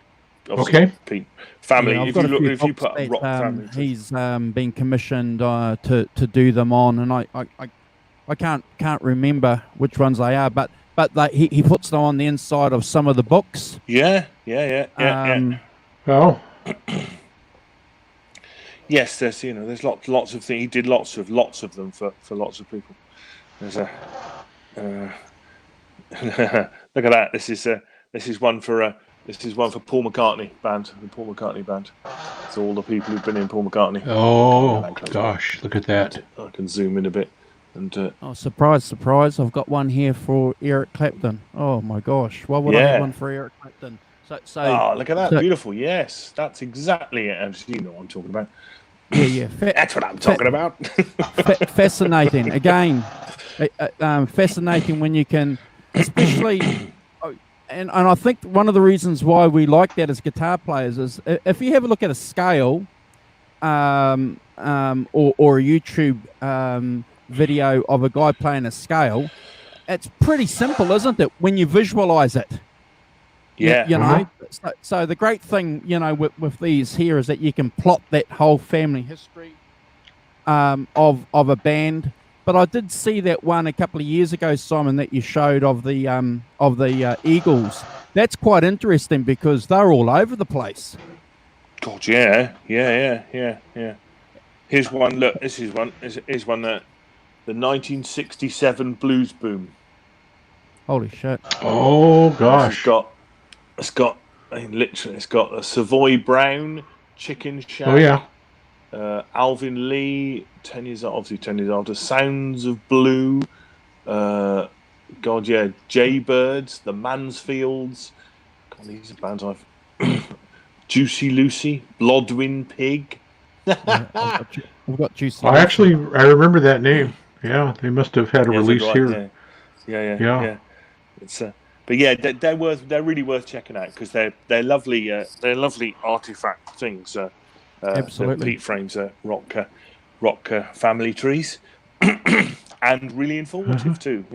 In a pictorial form, you get an idea of what you take a central band like Buffalo Springfield or whoever, and how all those members as Andrew said, went on from Poco, Loggins and Messina, the Eagles, and it's Crosby, Stills, Nash and Young, Crosby, Stills, Nash, and all that. Yeah, absolutely. The offshoots are amazing kind of thing. So well worth checking out, guys. If you're it's. So I keep seeing references to Todd's list. Oh, on Facebook. I don't know if you're friends with Todd on Facebook, but he's been doing his top 10. I haven't done. There's a great current thing of do your top 10. And you nominate people. Okay. I've been nominated, but I haven't got round to it yet.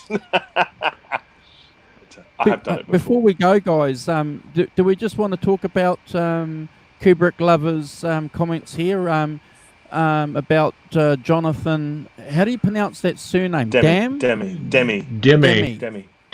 Yeah.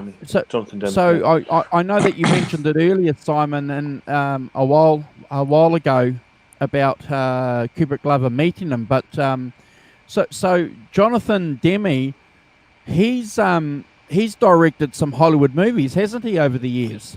Oh yeah, he's I think a very big.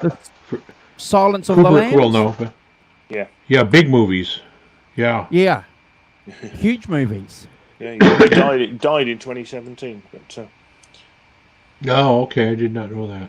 He won an Oscar. Oh, there I see. Kubrick said he passed away a few. Yeah.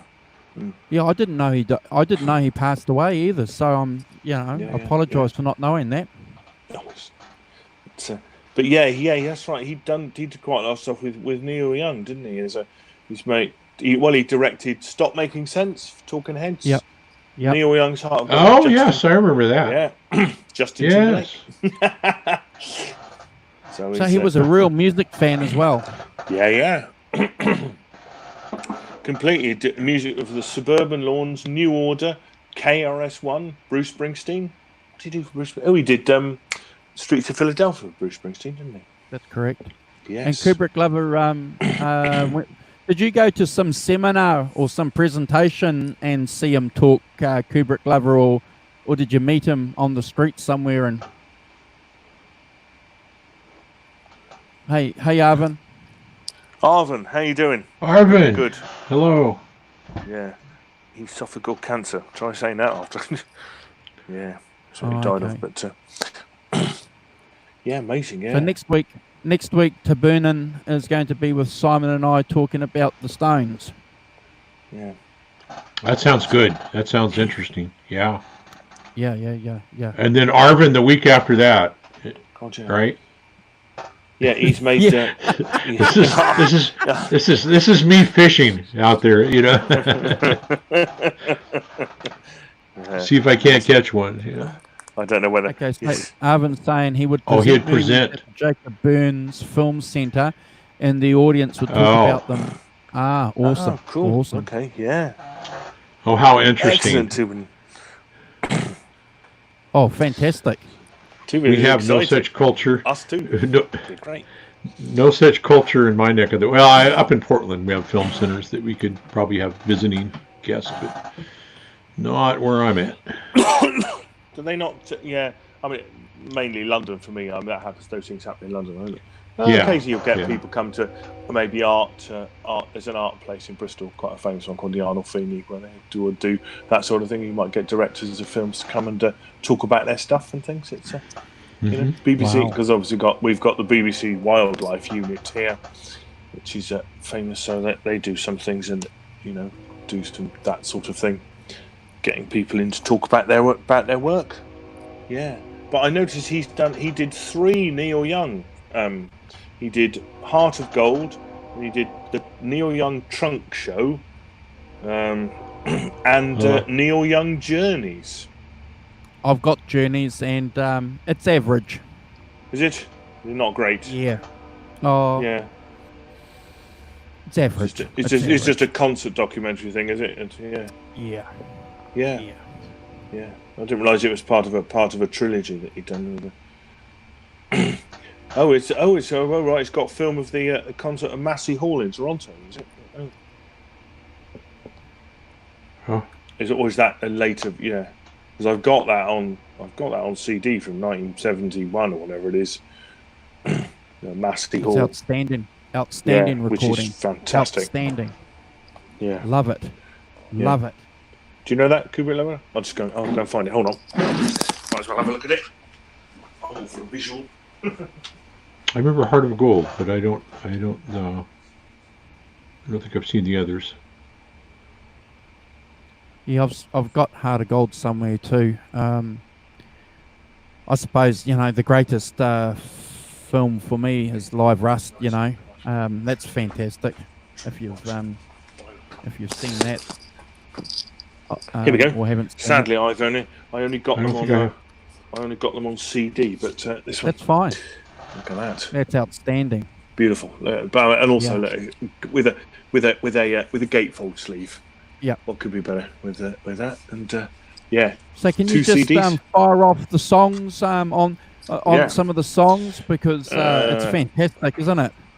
Yeah. It's got On the Way Home, Tell Me Why, Old Man, Journey Through the Past, Helpless, Love in Mind, Man Needs a Maid, Heart of Gold, Cowgirl in the Sand, Don't Let It Bring You Down, There's a World, Bad, Fog of Loneliness, The Needle and the Damaged Gun, Ohio, See the Sky About to Rain, Down by the River, Dance, Dance, Dance, I Am a Child. There you are. Great, fantastic. I don't know. Yes. Oh no, this is just, that's not, it's 2 CDs. Is it 2 CDs? Yeah. And I'm learning this song now, Thrasher. I just picked up a 12-string guitar last week and always wanted to play that song with a 12-string. Played it with a 6-string. But the difference between a 12 and a 6-string, like a lot of things, is amazing. Cape have it on the 2nd fret. Oh yeah. The other bit is a DVD. Oh. There's actually a DVD of it as well. And Oh, I've forgotten that. Very cool. Yeah. Yeah, the whole tonality is different. Yeah. Yeah. And also, I got just because it's obviously a bit of a series, but Neil Young at the Fillmore. Yeah, that's even better. Yeah. Gosh, look at the list on that. It's Phil. Who all had Mail and everybody on there, didn't it? So he's playing with Danny Whitten and Crazy Horse, and no post production there, man. Those Gretsch guitars straight into the amps. Look at that. No pedal board. Pure raw. See, pure raw look at the floor. There. Look at the floor. There's nothing on the floor. Yeah. No. Nothing around the guitarist on the floor, as you say, Andrew. Straight in the amp, pretty much. Where's their pedal board?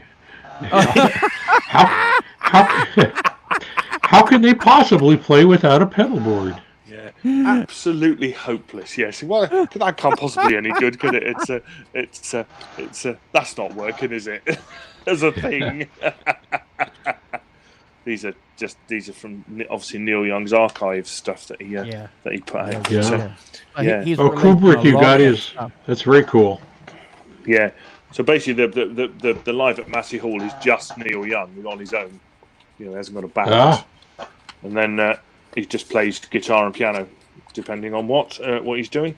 But this is as Andrew says, this is Neil Young with Crazy Horse, Miles Davis. Look at that, Neil Young with Crazy Horse, the Miles Davis Quintet, and the Steve Miller Blues Band. I'll be darned.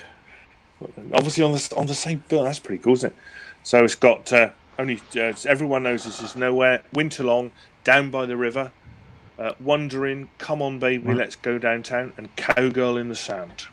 So only six songs. It was likely back when Steve Miller actually was a blues band. Yes, absolutely, yeah. Well, 1970 would have been winning his first album sort of territory with Danny Whitten and Jack Nietzsche. Yeah, first album I heard him on was a live Chuck Berry album, backed up by the Steve Miller Blues Band.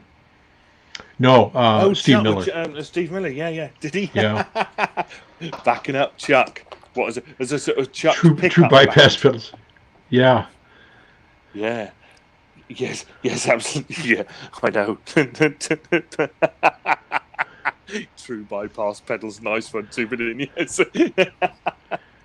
Oh dear, yeah. I don't even remember what pedals. In 1970s, there weren't really any pedals, were there? I mean, there was fuzz. Well, there was a fuzz face, and a Gibson had one. Wah wah. There'd be a Dunlop wah wah, wasn't there? The original Vox wah wah before the Dunlop, I think, wasn't it? And then Dunlop wanted to sell them, so Thomas Organ made them for Dunlop as well under a different name. Yeah. And then I mean, I think that was it. It was a wah wah and a fuzz face and a Gibson. Yeah, but you see, already two in, and you're thinking, anything else around? Yeah. But I think that's the point, isn't it? That actually there weren't really any pedals around, and if there wasn't. That actually you're bound by what can I, what amp have I got, what guitar have I got, what you were sound. using your volume on your volumes and your tone. On your guitar. And if you wanted reverb, you better look a little longer for the amp that has reverb in it, and, built-in reverb or tremolo or any of that stuff. Neil Young said the same thing that we suspect Eric Clapton did when he was recording with the Blues Breakers, Simon and Vanzini. He said recently that his amp was turned on 10 and he just used his volume on his on that Black Les Paul and his Gretches. That was it. Wow. Yeah, that's right. And if you listen to the Blues Breaker album, you're going to hear him doing it, can't you? You can hear him turning it up and down because he's in one channel, and you can. So no disrespect to any gigging musician out there that watches us, but I go and watch some bands play, blues bands play, and the guitarists they've got these huge pedal boards, and I'm not bullshitting you. There's at least 4 or 5, maybe half a dozen pedals on a pedal board, and they're playing 8 songs, and I'm thinking, wow. You know, because I'm going to tell you, for the last 2 years, I've never played with a pedal board. I just play straight into my Vibrolux. Yeah, I don't. I mean, obviously, I have my Boss GT3, but principally because, you know, I need to do. It's got like acoustic simulations and stuff like that. You know, and there are some songs we do that there are acousticy type things, so it does it for Simon, that. But when you're playing a variety of songs. I'm only playing blues. No, but when I'm at home, could I say, when I'm at home, I never plug it into. I go straight into my PV, and that's it. Yep. And I spend the majority of my time. Yesterday, when I plugged all of my guitars directly into my PV, set it up, channel 1, you know, the clean channel, and I go, and and that's how I do it most of the time. And do you know what? That's what I really like. I really, you know, I'm all for sounds and stuff, as textures, and you know, and that's what it sounds like. But actually, getting a really good sound direct into my amp is what I really like. Yeah. That's my pedal, which is from the that just controls my custom channel and my vintage channel on my amp. That's it. Is it like an in-out box? So you go to I've got there's two channels on there, Simon. So just AB it. Oh, okay. Yeah. Just AB to the two channels, and that's it. Okay. Yeah. I've got. And can I tell you something? I love it. I love it. I used to be a. Can I swear? No. I used to be a pedal nut addict. Yeah. I've never been a pedal addict. Pedals to me are, you know, an aid to getting the, you know, to getting the sound that you want. You know, so if it's a rock song, you might need some overdrive, and depending on what volume you're playing, stuff like that, is, you know, you have to add it in. To me, they're add-ins. Get a good sound first, then add it in. You know. Yeah. You know. Yeah, so, I think I went to pedals more when we were doing more studio stuff, and just trying to capture, just trying to get a sound. You know, it becomes textures, doesn't it? You know, different sounds is different textures, different. You know, and I'm fine with that. You know, I'm completely. You know, think that's completely fine. I understand that. I appreciate that too. You know, but actually, the basis of it has to be, if you can't just plug into an amp and get a decent sound out of it, you know, that's, to me, has got the basis of anyone's playing. Is, you know, can I get a good sound out of just plugging it in? Yeah, I just want to qualify what I said, guys, earlier. If you guys are pedal nuts or pedal gurus, that's fine. That's great. It's good. If you're using pedals to shape and find a tone for the type of music you're playing, that's great. I did that for years, but I'm happy that I ditched all that and went back to just you know, being simple. And I suppose one of the reasons why I wanted to do that is because all these guys I was watching, you know, that I'm inspired by, didn't have pedals. Yeah, absolutely. Look at that. Oh, what's that? Look at that. Wow, look at that. It's a wow up and it's a wow. It's a triple wah. Has it got a car at the front? And it looks... Is it like a car? It does look like a car. I collect old Dan Electro pedals. Oh my God. Oh, that's lovely. Look at that. Yeah, the old zebra. The worst wah you will ever. Is it? It's even got even up here. Content. Greatvanzinni. Yeah, it's wonderful style. Yeah. Not much. Yeah, it looks beautiful. Yeah. There, so, I've got a couple. But I started collecting all the old Dan Electro pedals. Nice. I like Arvin's comment. I use pedals to try and get a plug straight into the amp sound. Yeah. Nice. Well, I still use when I'm recording. I tried using software and I just never had much luck. But if you ever watch Steve from Boston, he gets these wonderful sounds through TH3, THU. Yeah. And I've not had that luck with stuff. So I typically use the multi effects, and I can do anything from clean, but they're mostly they're not they're made by T-Rex and by Carl Martin in Germany, and they tend towards the drives are more analog. And so I will use those sometimes when we're recording. Yeah. I mean, I've got pedals. I've got my GT3, which has got thousands of sounds in it. I've got I have a lot of Boss stuff. Yeah, I've got some Boss stuff. Yeah. I've got all the old, the ME70 and 80 and all the multi. I've got a Boss chorus effects. pedal, and I've got a digital delay, I think, as well. Yeah. I have got those, and they're fine. And I have no. But as I say, in the normal course of events, my amp's got reverb on it, which is turned up to about half 8, and I'm more than happy playing around with the different sounds of the pickup.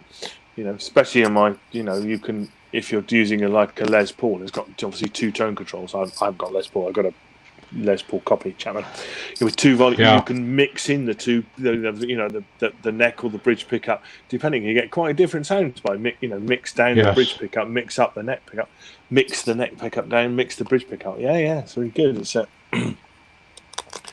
he's got 3 different tunes, 3 different guitar tracks. They look wow. Oh, cool. Kubrick. See, you're getting into the technology, Kubrick lover. Well done. It's already on your YouTube channel. Kubrick? Well, look at that, cool. I don't remember it having that notification, but you get it through your GarageBand, Kubrick, and I can do that through my Band in the Box as well. I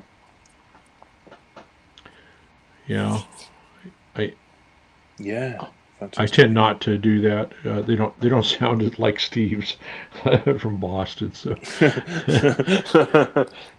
Well, I think he's pretty good at it, isn't he? He's really got it dialed in. YouTubers yes. Go, how do you do that, Steve from Boston? Yeah.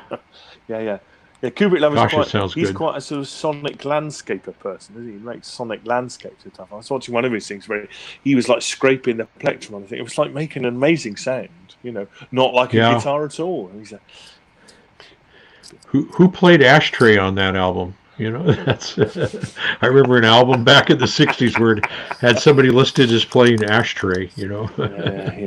It's one of those, isn't it? Yeah. I think they clinked on it or something. I think you make a joyful noise wherever you can.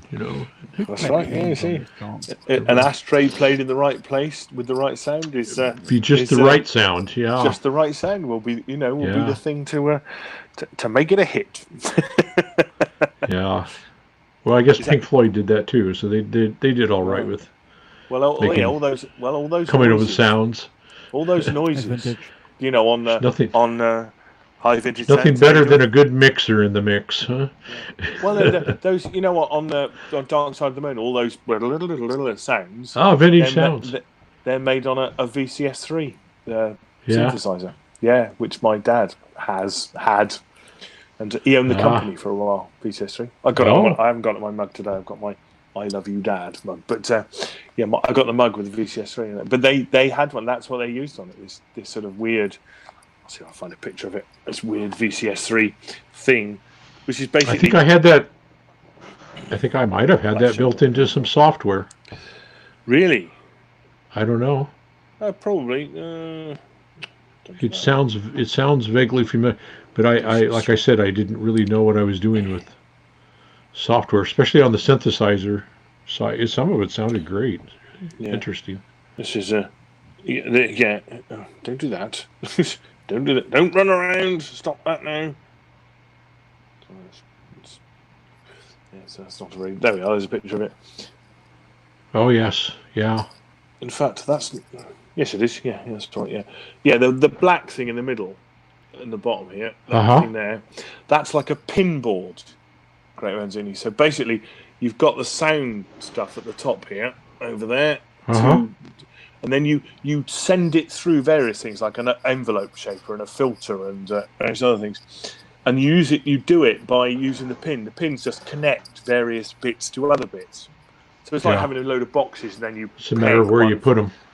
So it's a matter of where you put them. And eventually you send them to the output, and off they go to the output, which is it's an amazing piece of kit, and obviously they used it on on Dark Tribes. I mean, it was a bit better. Maybe you can see that a bit better. You see those red and white pins there. Oh yes. Yeah. See, and yeah. If I can How just interesting. I can muck about doing this by Something you can get lost in that for hours, huh? You get lost in that for hours making, but the point about it was that you didn't. I mean, that's the basic setup, but you didn't play it with a keyboard. You didn't need a keyboard with it. Yeah, most synthesizers have a keyboard. But see, that's how it came. The keyboard bit, the previous bit. So this you actually twisted the knobs to. You made the sounds by twisting the filter. knobs and changing the filters and changing the envelope and changing the shape and all of that. That keyboard was a complete extra thing, not how it came. And there's another version that my cousin Basil still has, where it came in a suitcase. That's quite funny. Literally in a briefcase. There we are. That's it. Yeah. Next, come on. Fold it up. Yeah, like this. Here we are. Look. This is it. Oh, stop moving. Sorry, keeps moving about and then being a pain. What are you doing now? No. Oh, I hate phones. Anyway, there's not a very good. See, that's the. Oh yeah. The synthesizer bit is very at the top, cool. and then there's like a sort of keyboard bit in the thing. Yeah. Yes. Hey, really good fun. Yeah. If I hold on, if I go back one, look at the price. Oh my golly.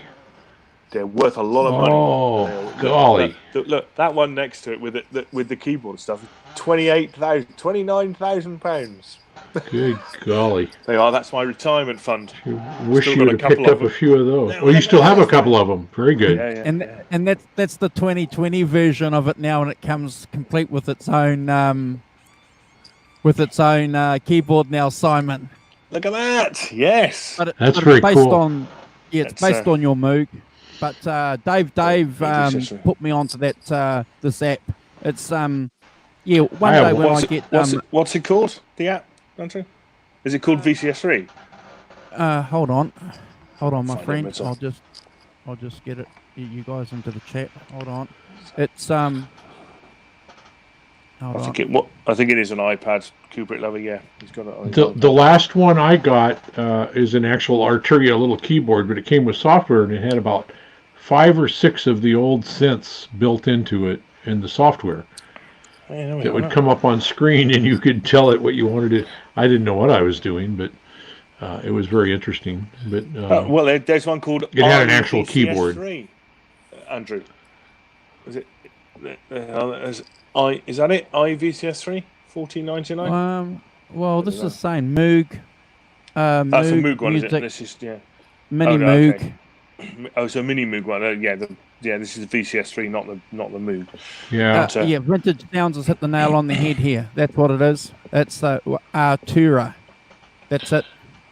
Oh, yeah, that's what I have. Is an Arturia. Oh yes, there we are. Look, Arturia. Yeah, there we are. Look. So yes, a mini Moog. There we are. That's exactly what you've got, isn't it? Yeah. Yeah. Yeah. Come on. And then it comes with software. It comes with software, so you can just program it and switch between a Moog and a Prophet or whatever, 5 or 6, at least 5 or 6 of them that I recall. It's been a while since I've used that. Amazing. What fun. Well, yes, I mean, it was great fun to fool with, yes. It's all software stuff these days, isn't it? It's kind of I know that. But yeah, those old analog things are worth lots of money. Shitloads. Really, lots of money. Obviously. £30,000. Yeah. Well, hey, it's my retirement fund, Andrew. That's right. Wow. Sorry on the back of that. If I could get my hands on, if I could get it and steal it from the rest of my family and run away with it and sell it. That's correct. Should have picked a few of those up, huh? Yeah. What is it? Those guys, Tonto's Expanding Headband, that did they were like Moog people, weren't they? They worked with Stevie Wonder, didn't they, on his Stevie Wonder albums? But they did things like I think sort of Mozart on on a Moog or something. Or did they do that sort of thing? Sorry, hold on, let's look them up. I don't remember that. They worked on there we are, Tonto's Expanding Headband, Electronics. They worked on Stevie Wonder records, like Fulfilling This First Finale and those classic early 70s. Early 70s, yeah. Oh, they're worth checking out. May have just forgotten them. Cecil and Robert Margalef. Basically, yeah, they started off in 1971. Basically, they did Moog stuff. They started off doing Moog synthesizers and things. But yeah, they played on Talking Book, Music of My Mind, Innovision's Fulfilling This First Finale.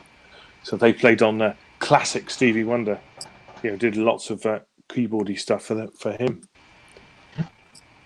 Amazing. Well, I think the first actual synthesizer I heard was probably Emerson, Lake and Palmer, maybe. ELP. That I remember, yeah. Wow. Well, maybe that's somebody else, but yeah. So yeah, God, they did loads of stuff. Lucky Man. Lucky Man, did they? Yeah. God, yeah, they played Richie Havens, the Doobie Brothers, Captain and Me. Randy Newman, good old boy, blimey, see. Steve Hillage, Billy Preston, Ravi Shankar, Weather Report, they did some work on. Oh. Programming sounds up for it, yeah. Joe Zawinul, with Weather Report. Joe Zawinul, yeah. Was that Joe? Yeah. Yeah, Joe Zawinul, yeah. Jaco Pastorius. Jocko, Jaco Pastorius. And Wayne Shorter, great Wayne Shorter. That's right. Yeah. Fantastic band. Love Weather Report. Yeah, I mean, there's a whole interesting story there too, isn't there? How they were Weather Report, and eventually, I think Wayne Shorter and Jocko both ended up working with Joni Mitchell of all things. So on Hissing of Summer Lawns and stuff. Was Hissing of Summer Lawns? Or Hijira? I think so. Yeah. La Hijira, yeah. I'm pronouncing it wrong. I don't know that I am either. I remember I learned it once and forgot it immediately. But yeah, it's certainly one of my all-time favorite albums. Yeah. I'm being the rabble from across the water again. Hijira. It's obviously not. Hijira. It's probably that, isn't it? The Spanish thing, is it? I suspected so, but I didn't know.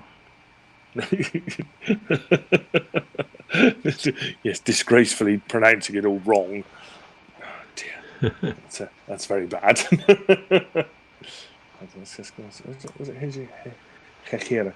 Yes, it must be Hijira, I guess, wasn't it? What was the name of that? Edgar Winter had that. He had a big song with a lot of synthesizer in it. Frankenstein. Thank you, Frankenstein. Yes. Frankenstein. Yeah. With still gets played on once in a while on the radio. Yeah. Finally, I was watching Edgar Winter with Rick Derringer doing Rock and Roll Hoochie Coo yesterday. Something came up. Came up on my thing. Yeah. It's let's have a look. See who played. Great song. Yeah. I thought it was fun. Yeah, again, all that, he had one of those keyboards, that you could walk around and play. Hung over his strap and everything, hung around his neck, yes. Which is, there we are. I always wanted to mess around with one of those. It looked interesting. It doesn't play on must be something Hissing of Summer Lawns. Let's try that. Kubrick, if you saw him live, he would soon, during a show, would eventually get around just about every instrument there was. So he was really well. Edgar Winter, is he a massive instrumentalist? Does he play? Yeah, he would. I remember he did a whole rhythm thing. I don't remember if it was steel drums, but and certainly saxophone and his keyboard work. Yeah. And maybe other stuff. I don't recall other stuff though, but he was quite good at all of it. So. Blimey. Yeah, he didn't play. Yeah, just trying to find. So which one did Jaco Pastorius play on then? Not Hissing of Summer Lawns and not Hijira. Interestingly. Yeah, I'm pretty sure it was. Yeah. No, it's not. I've just looked. Really? Greatvanzinni. Yeah, he's not on either of them.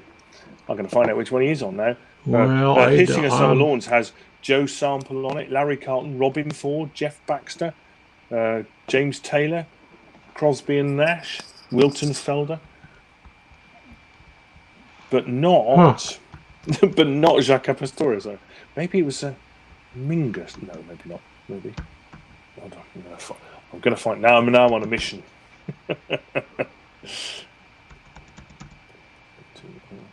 Tony Mitchell and Jaco Pastorius. There we are. Shadows and Light.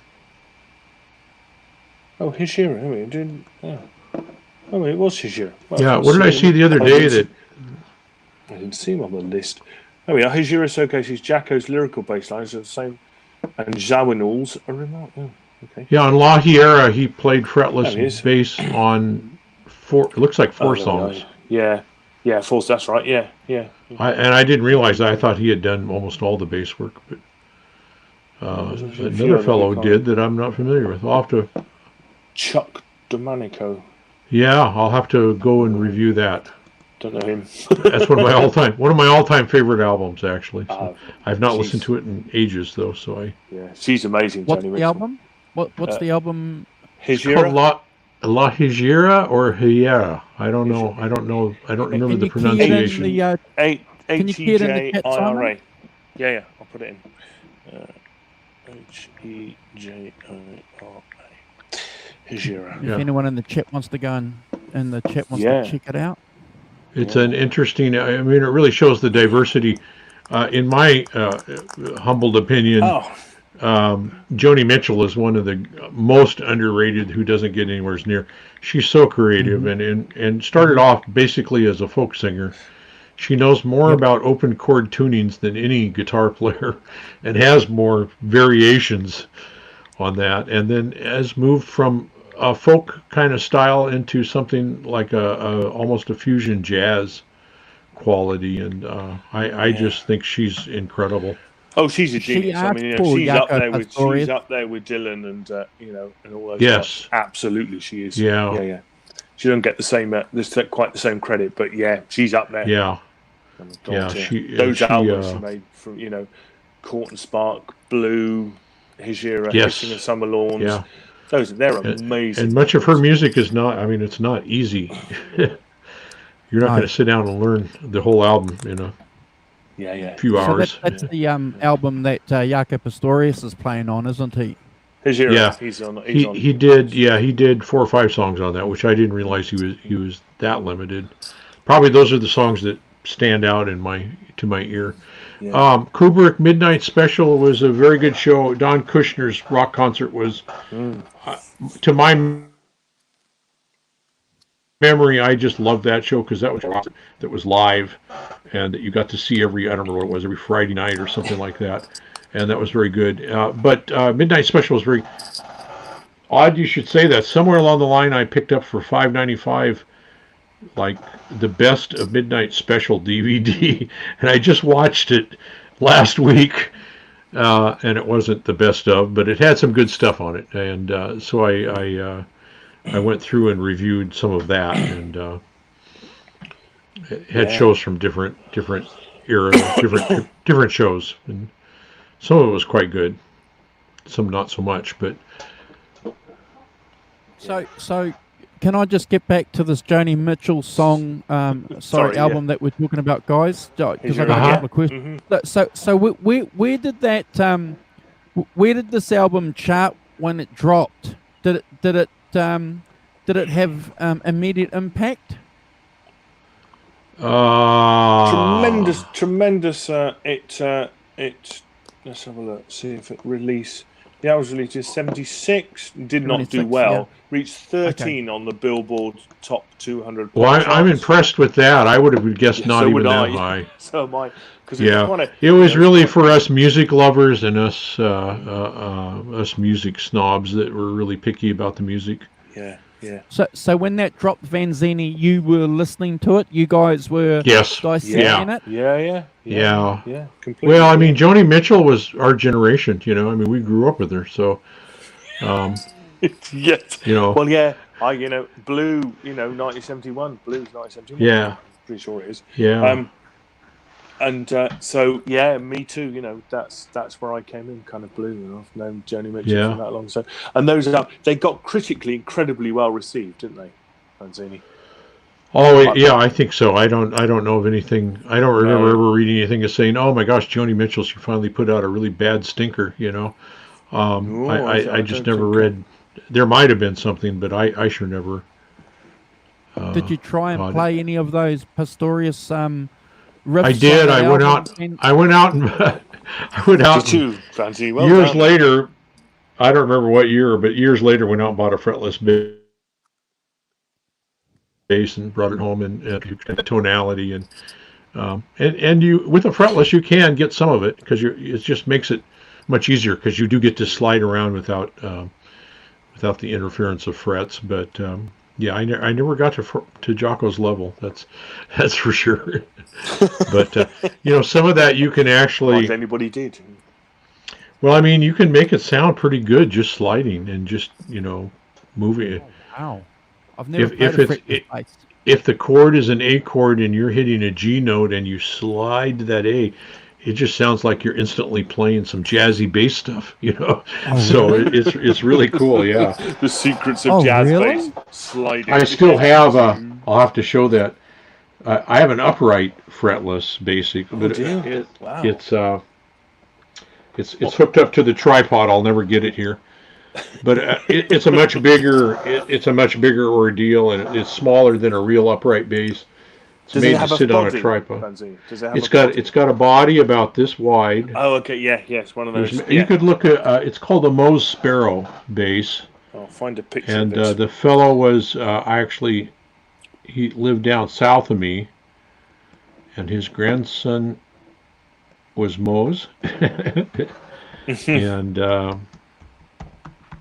He just wanted to call it a sparrow.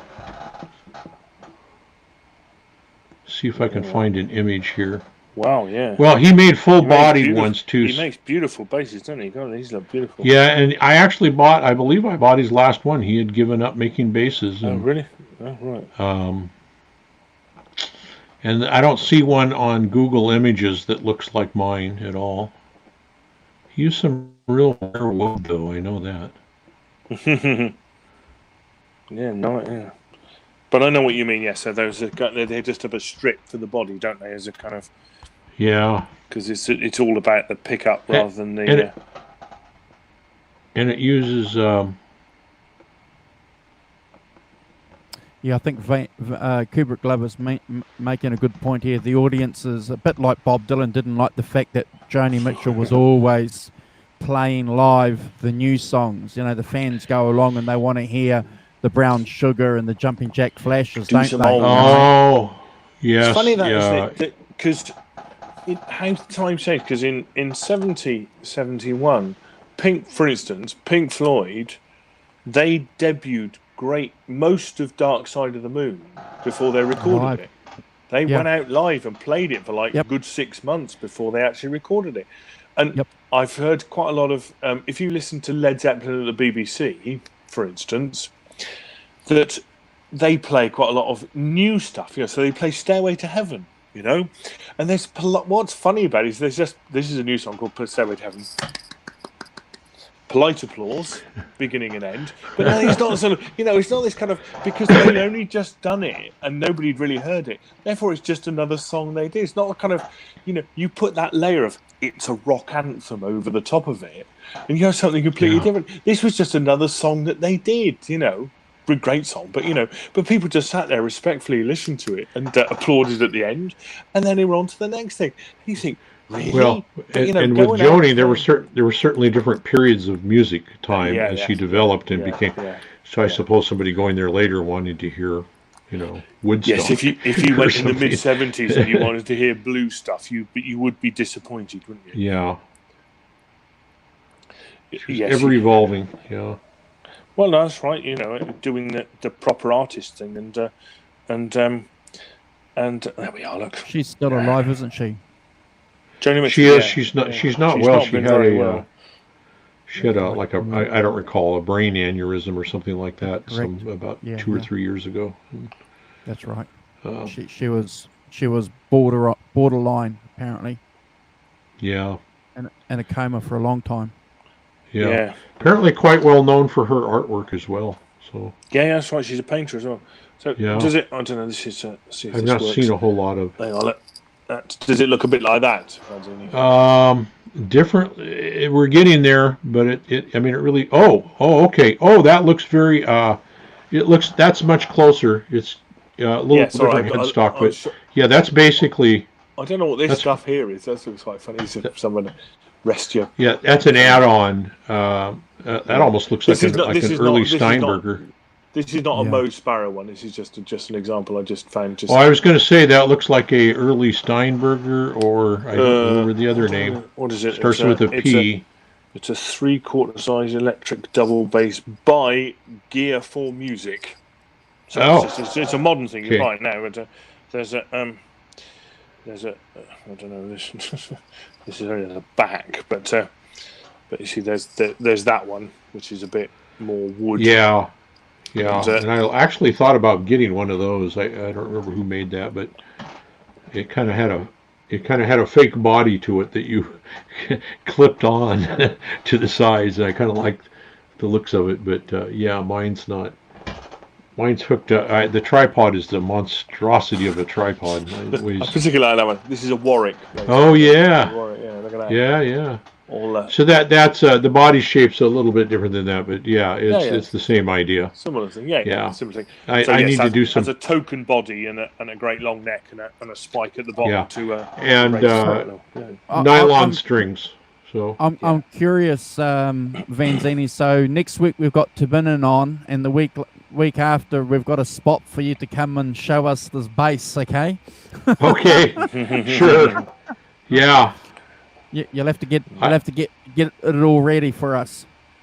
I'll actually try to. I've been going to do some work on it. The neck needs some work, and the strings are all buzzy, and so I've been going to do that, and hopefully get it outside where it can really get some tools on it. So yeah, cool. Yeah, well, Vintage Sound is making wonderful. A good point here about Jaco Pastorius. I watched the documentary that came out a couple of years ago on him recently, and they made a good point. They said that all the bass players, I think they were interviewing the bass player from Metallica, I could be wrong, and he said that Jaco is our Jimi Hendrix. You guitar players have Jimi Hendrix. Oh, I can understand that. Yeah.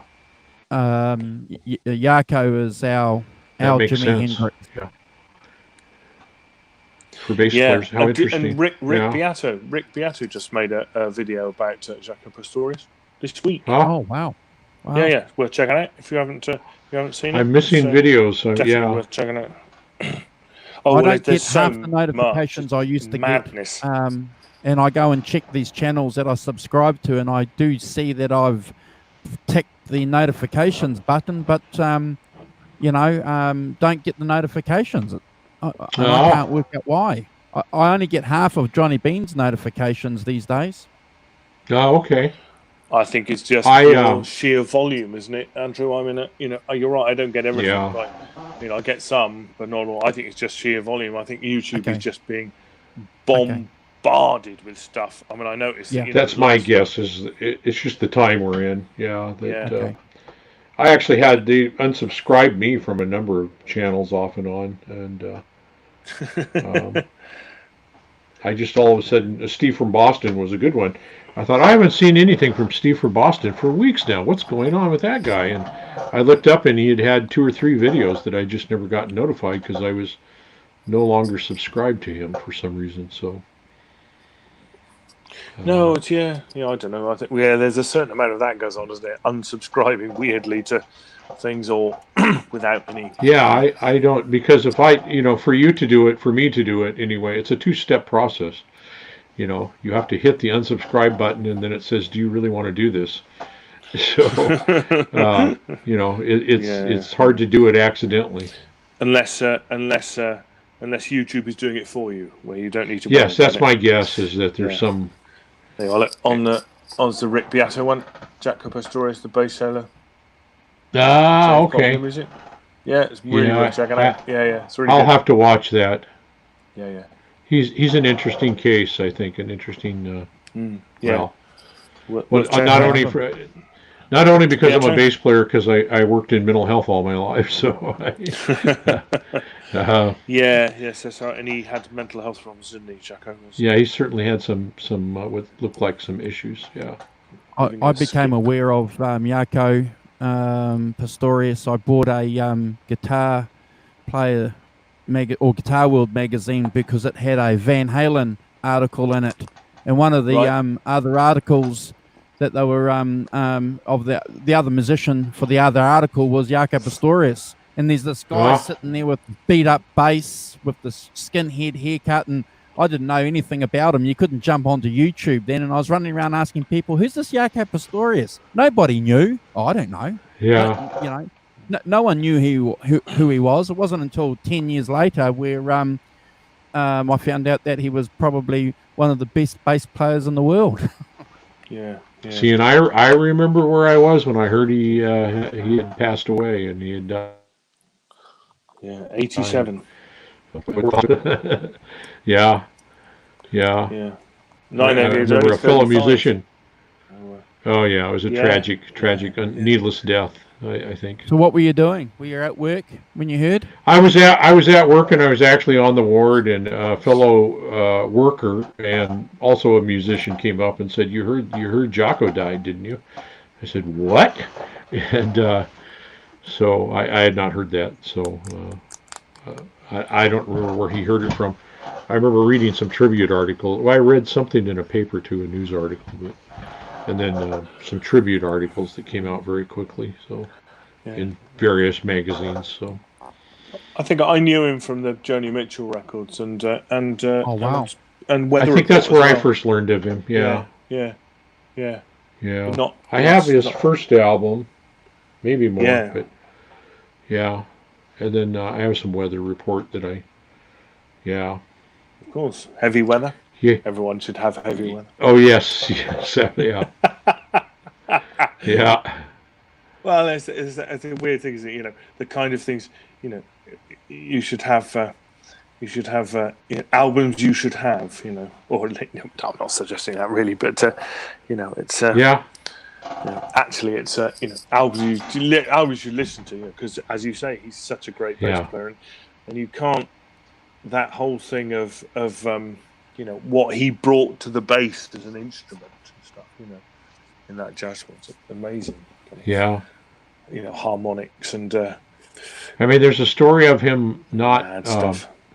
I think prior to him playing fretless, where he was in a motel room in New York or something, and he got some pliers and he pulled all the frets out and showed up at his next gig fretless, and does that remind you of anyone, Andrew? Yeah. Somebody would pull out just himself, just pull out all the frets from who does that? Eddie Van Halen. Well, yes, I'm completely. Oh, yeah. Just never mind the wires still hanging there. Whatever. Yep. But that's in that documentary. It's fascinating. I didn't realize that he did he make that popular? They weren't doing that at that time, or something. I can't quite remember. Bases. Yeah, they weren't popular, or they weren't. Yeah, I don't think they were. I don't remember hearing much about them before him, but I'm sure they must. No, neither do I. But I don't remember. I remember him. They're a real pain if you have metal strings like I did. As you move around and you bend those strings on a bass like that, that just grinds that fretboard down, and you end up with real uneven fretboard in pretty quick fashion. So. Here you go, Greatvanzinni. I was waiting for someone to mention this, but I'll let Vintage Sounds tell you. Yes. Oh yes, Les Claypool. Yes, I don't know a lot about him, but I have heard. Yeah. Primus. And he played with Yeah, he gets some weird sounds, that guy. Yeah. So and I didn't know anything about him, but a friend of mine said, "Have you heard the bass player is Les Claypool?" And it was like, wow, it's really good. But bass is so different than when I was, it's a different instrument. Okay. You know. Yeah. So the fretless bass started as early as 1935 with a man called Paul Tutmark, who built fretless basses, electric basses. Really? Yeah. But so basically, it's and then obviously Fender introduced the precision bass until in the 50s kind of thing. Then they all had frets. Until that wasn't until 1971 that the maker of Jaco's modded Precision joined the party with their first production model. So I mean, he did kind of revive it as a thing by as you say, Franzi, pulling out the frets and then filling it in with where is it filling it in with epoxy and wood strips. Yeah. Apparently, but the hard fingerboard produced a singing and lively tone that it became his trademark tone. So it's and then obviously people jumped on the bandwagon and Fender obviously started making fretless basses again. But the first person to use a modern fretless bass is Andrew. Jaco The Rolling Stones' Bill Wyman. According to his coffee table book, Bill Wyman scrapper, he converted a cheap Japanese bass to fretless as early as 1961 and used it in his first band, the Cliftons. Really? And later on several tunes with the Rolling Stones. So much for the popular notion of fretless has only had its place in jazz. There you are. Wow. There you are. Up and on it. How interesting. With Bill Wyman. How interesting. And does it say what bass he took and did that to? Probably his homemade bass. Probably a Framus. A cheap Japanese bass. Oh, Japanese. Okay. I don't know what I can probably find out what it is. Yeah, because he played a Framus hollow body. Yeah. In the early days, a star bass. A star bass, is that what that's called? I think.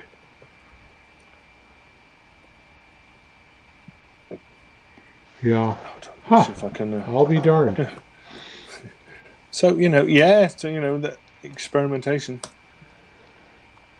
I don't recall ever hearing Wyman with a fretless sound. However, I don't.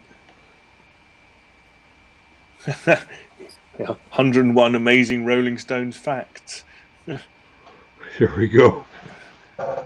Somebody had to do it. Number 88, he's credited with making the first ever electric fretless bass after removing the frets from a cheap Japanese bass guitar. I'll be darned. There I see. Is it?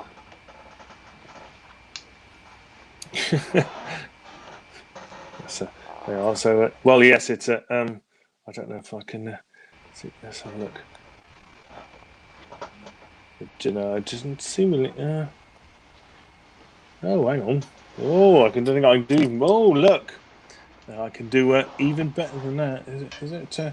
Okay, so here it is. Here. You got it. Sorry, Andrew. You found it. No, I haven't even read part of the book, but there it is. There. You guys can see it. Oh my gosh. So he is that with the frets frets or without? Is that with the frets? That's with the frets. Andrew. So that's the model of the one that he pulled the frets out, and he put another pickup in it. Looks like a cool little bass, actually. Where's it? There's a yeah. Why not? It's called a Dallas Tuxedo. Okay, there we are. Oops. Not one I ever heard of. No, me neither. Of course, with Japanese basses back then, I imagine whatever they got in the UK was maybe different than what we got here in the States too. So different name and slightly different. Who knows? Let's just. Is this done? Yes, that's done. Let's see if I can. There is a. Does this? Do you want to answer this question, Vanzini? Charlie Hayden. Okay, so Charlie Hayden, yeah. Well, I saw Charlie Hayden. I believe that's correct. Yeah. Okay. I don't know much about him. Hayden, yeah, that's right. There you are. Look, there's the bass but still with the fret lines, but without the frets, with the dots. Oh, I'll be darned. You see, is that clear? Yeah. Fantastic. Well done. How interesting he chose. I mean, you stop and think about the Framus basses were not real high-end basses even in the day. You know, they weren't cheap or junk or anything like that, but they were well made, but they weren't the real high-end Fender or Gibson. You know, I would have guessed that he might have done that with another Framus of some sort. So awesome. Well, gentlemen, we've been on for 2.5 hours. Oh gosh, have we really? Somebody talks too much. If Tabunin tonight, is it might have been me. Chat, I don't know if Tabunin is, but we'll be here next week with him, and he's going to talk to us about some stories that he's heard from the famous photographer in regards to the Rolling Stones next week. Fantastic. I'm sorry, I got cut out there. The famous photographer who? The famous photographer that took the photos for the Rolling Stones. So Robert Frank. Okay. Robert Frank. Yeah. Very good. Apparently, Robert Frank has told him some stories, and he's that's right. Yes. He's going to share some of the stories with us. So. Gosh, And the week after that, you're going to be on board with us to show us your basses. I'll show a couple of basses. Please do, because I'm a guitar nothing real player fancy at all. Be a bass player. Okay. Well, I'll show you a picture of one of my original basses, and then I'll show you my current bass, which is almost identical. Tabunin's in the chat, so that's cool. Look forward to it. Yeah. So I'll be in touch with you during the week, Tabunin. Okay, cool. Can I just say, Vintage Sounds, we can say Geddy Lee is a great bass player. Was. As far as he's still alive, isn't he? Yeah. We hope. Facetious. I'm even going to say Duran Duran's bass player, John Taylor, is a monster bass player. I'm not. Yeah, him I don't know. There's loads. There's lots of. Bass players are. That's a whole set of things on its own, isn't it? People like who were amazing bass players and who contribute massively to the bands. I think almost every band, every great band has to have a great bass player. We should do a bass show. We should do a bass show, shouldn't we? Yeah. We've got a bass player. We've got a bass player up here that can help us. Who can lead us. I can show you some real basic. Yeah, compared to what they do nowadays, man, that's another world. Yeah. Yeah, it is. Yeah. And if you're Jaco Pastorius, check out "Come On, Come Over" from his first album. Yeah. It's a really cool track. Yeah. Really nice. Yeah, it's been a long time since I listened to that. Oh. Beautiful song. I tell you why I heard it. I heard it recently because on the Andertons channel, they have a bass bit. Nathan King and the other Lee. Well, they did a version of it. They played a version of it. They got one of their team came in and played keyboards. They had a drummer. Really good, really nice. Oh, very good. That's really good. And then we go, that's "Come On and Come Over" by Jaco Pastorius. Really? Oh, very good. Check it out. So So there very good. Led me to some good stuff. So thank you, Andersons, for that. Yeah. Okay, very good. Well, once again, thank you, gentlemen, for having me. I appreciate it. It was great fun. No, we appreciate you jumping on board. We look forward to getting you back on the week after. 2 weeks from now, 2 weeks from now. And next week's show is going to be really cool too. And Vintage Sounds is going to get his computer up and running, and he's going to jump on with us, so that'll be good. Yeah. Get on it, Vintage Sounds. Let me just say thanks to everyone in the chat. Thanks to Kubrick Lover. And thank you. Tubunin and Todd Flowers. Stay safe, guys. We have Arvin, of course. Mighty Arvin. We had Mickey Settlemeyer as well. So thanks for joining, Mickey. Oh yes, Mickey was here earlier. Yeah. I don't know if we sent him to sleep actually. I appreciate it, guys. guys. I got Vintage Sounds. I hope I got everybody. As I think so. Thanks guys for joining, and stay safe and stay well, and we'll see you next week. Sounds good. Yeah. I look forward to that. So. Yeah, cool. All right, guys, don't go anywhere. I'll end the broadcast. Thanks, guys. Okay. See you next week. Yeah, cool.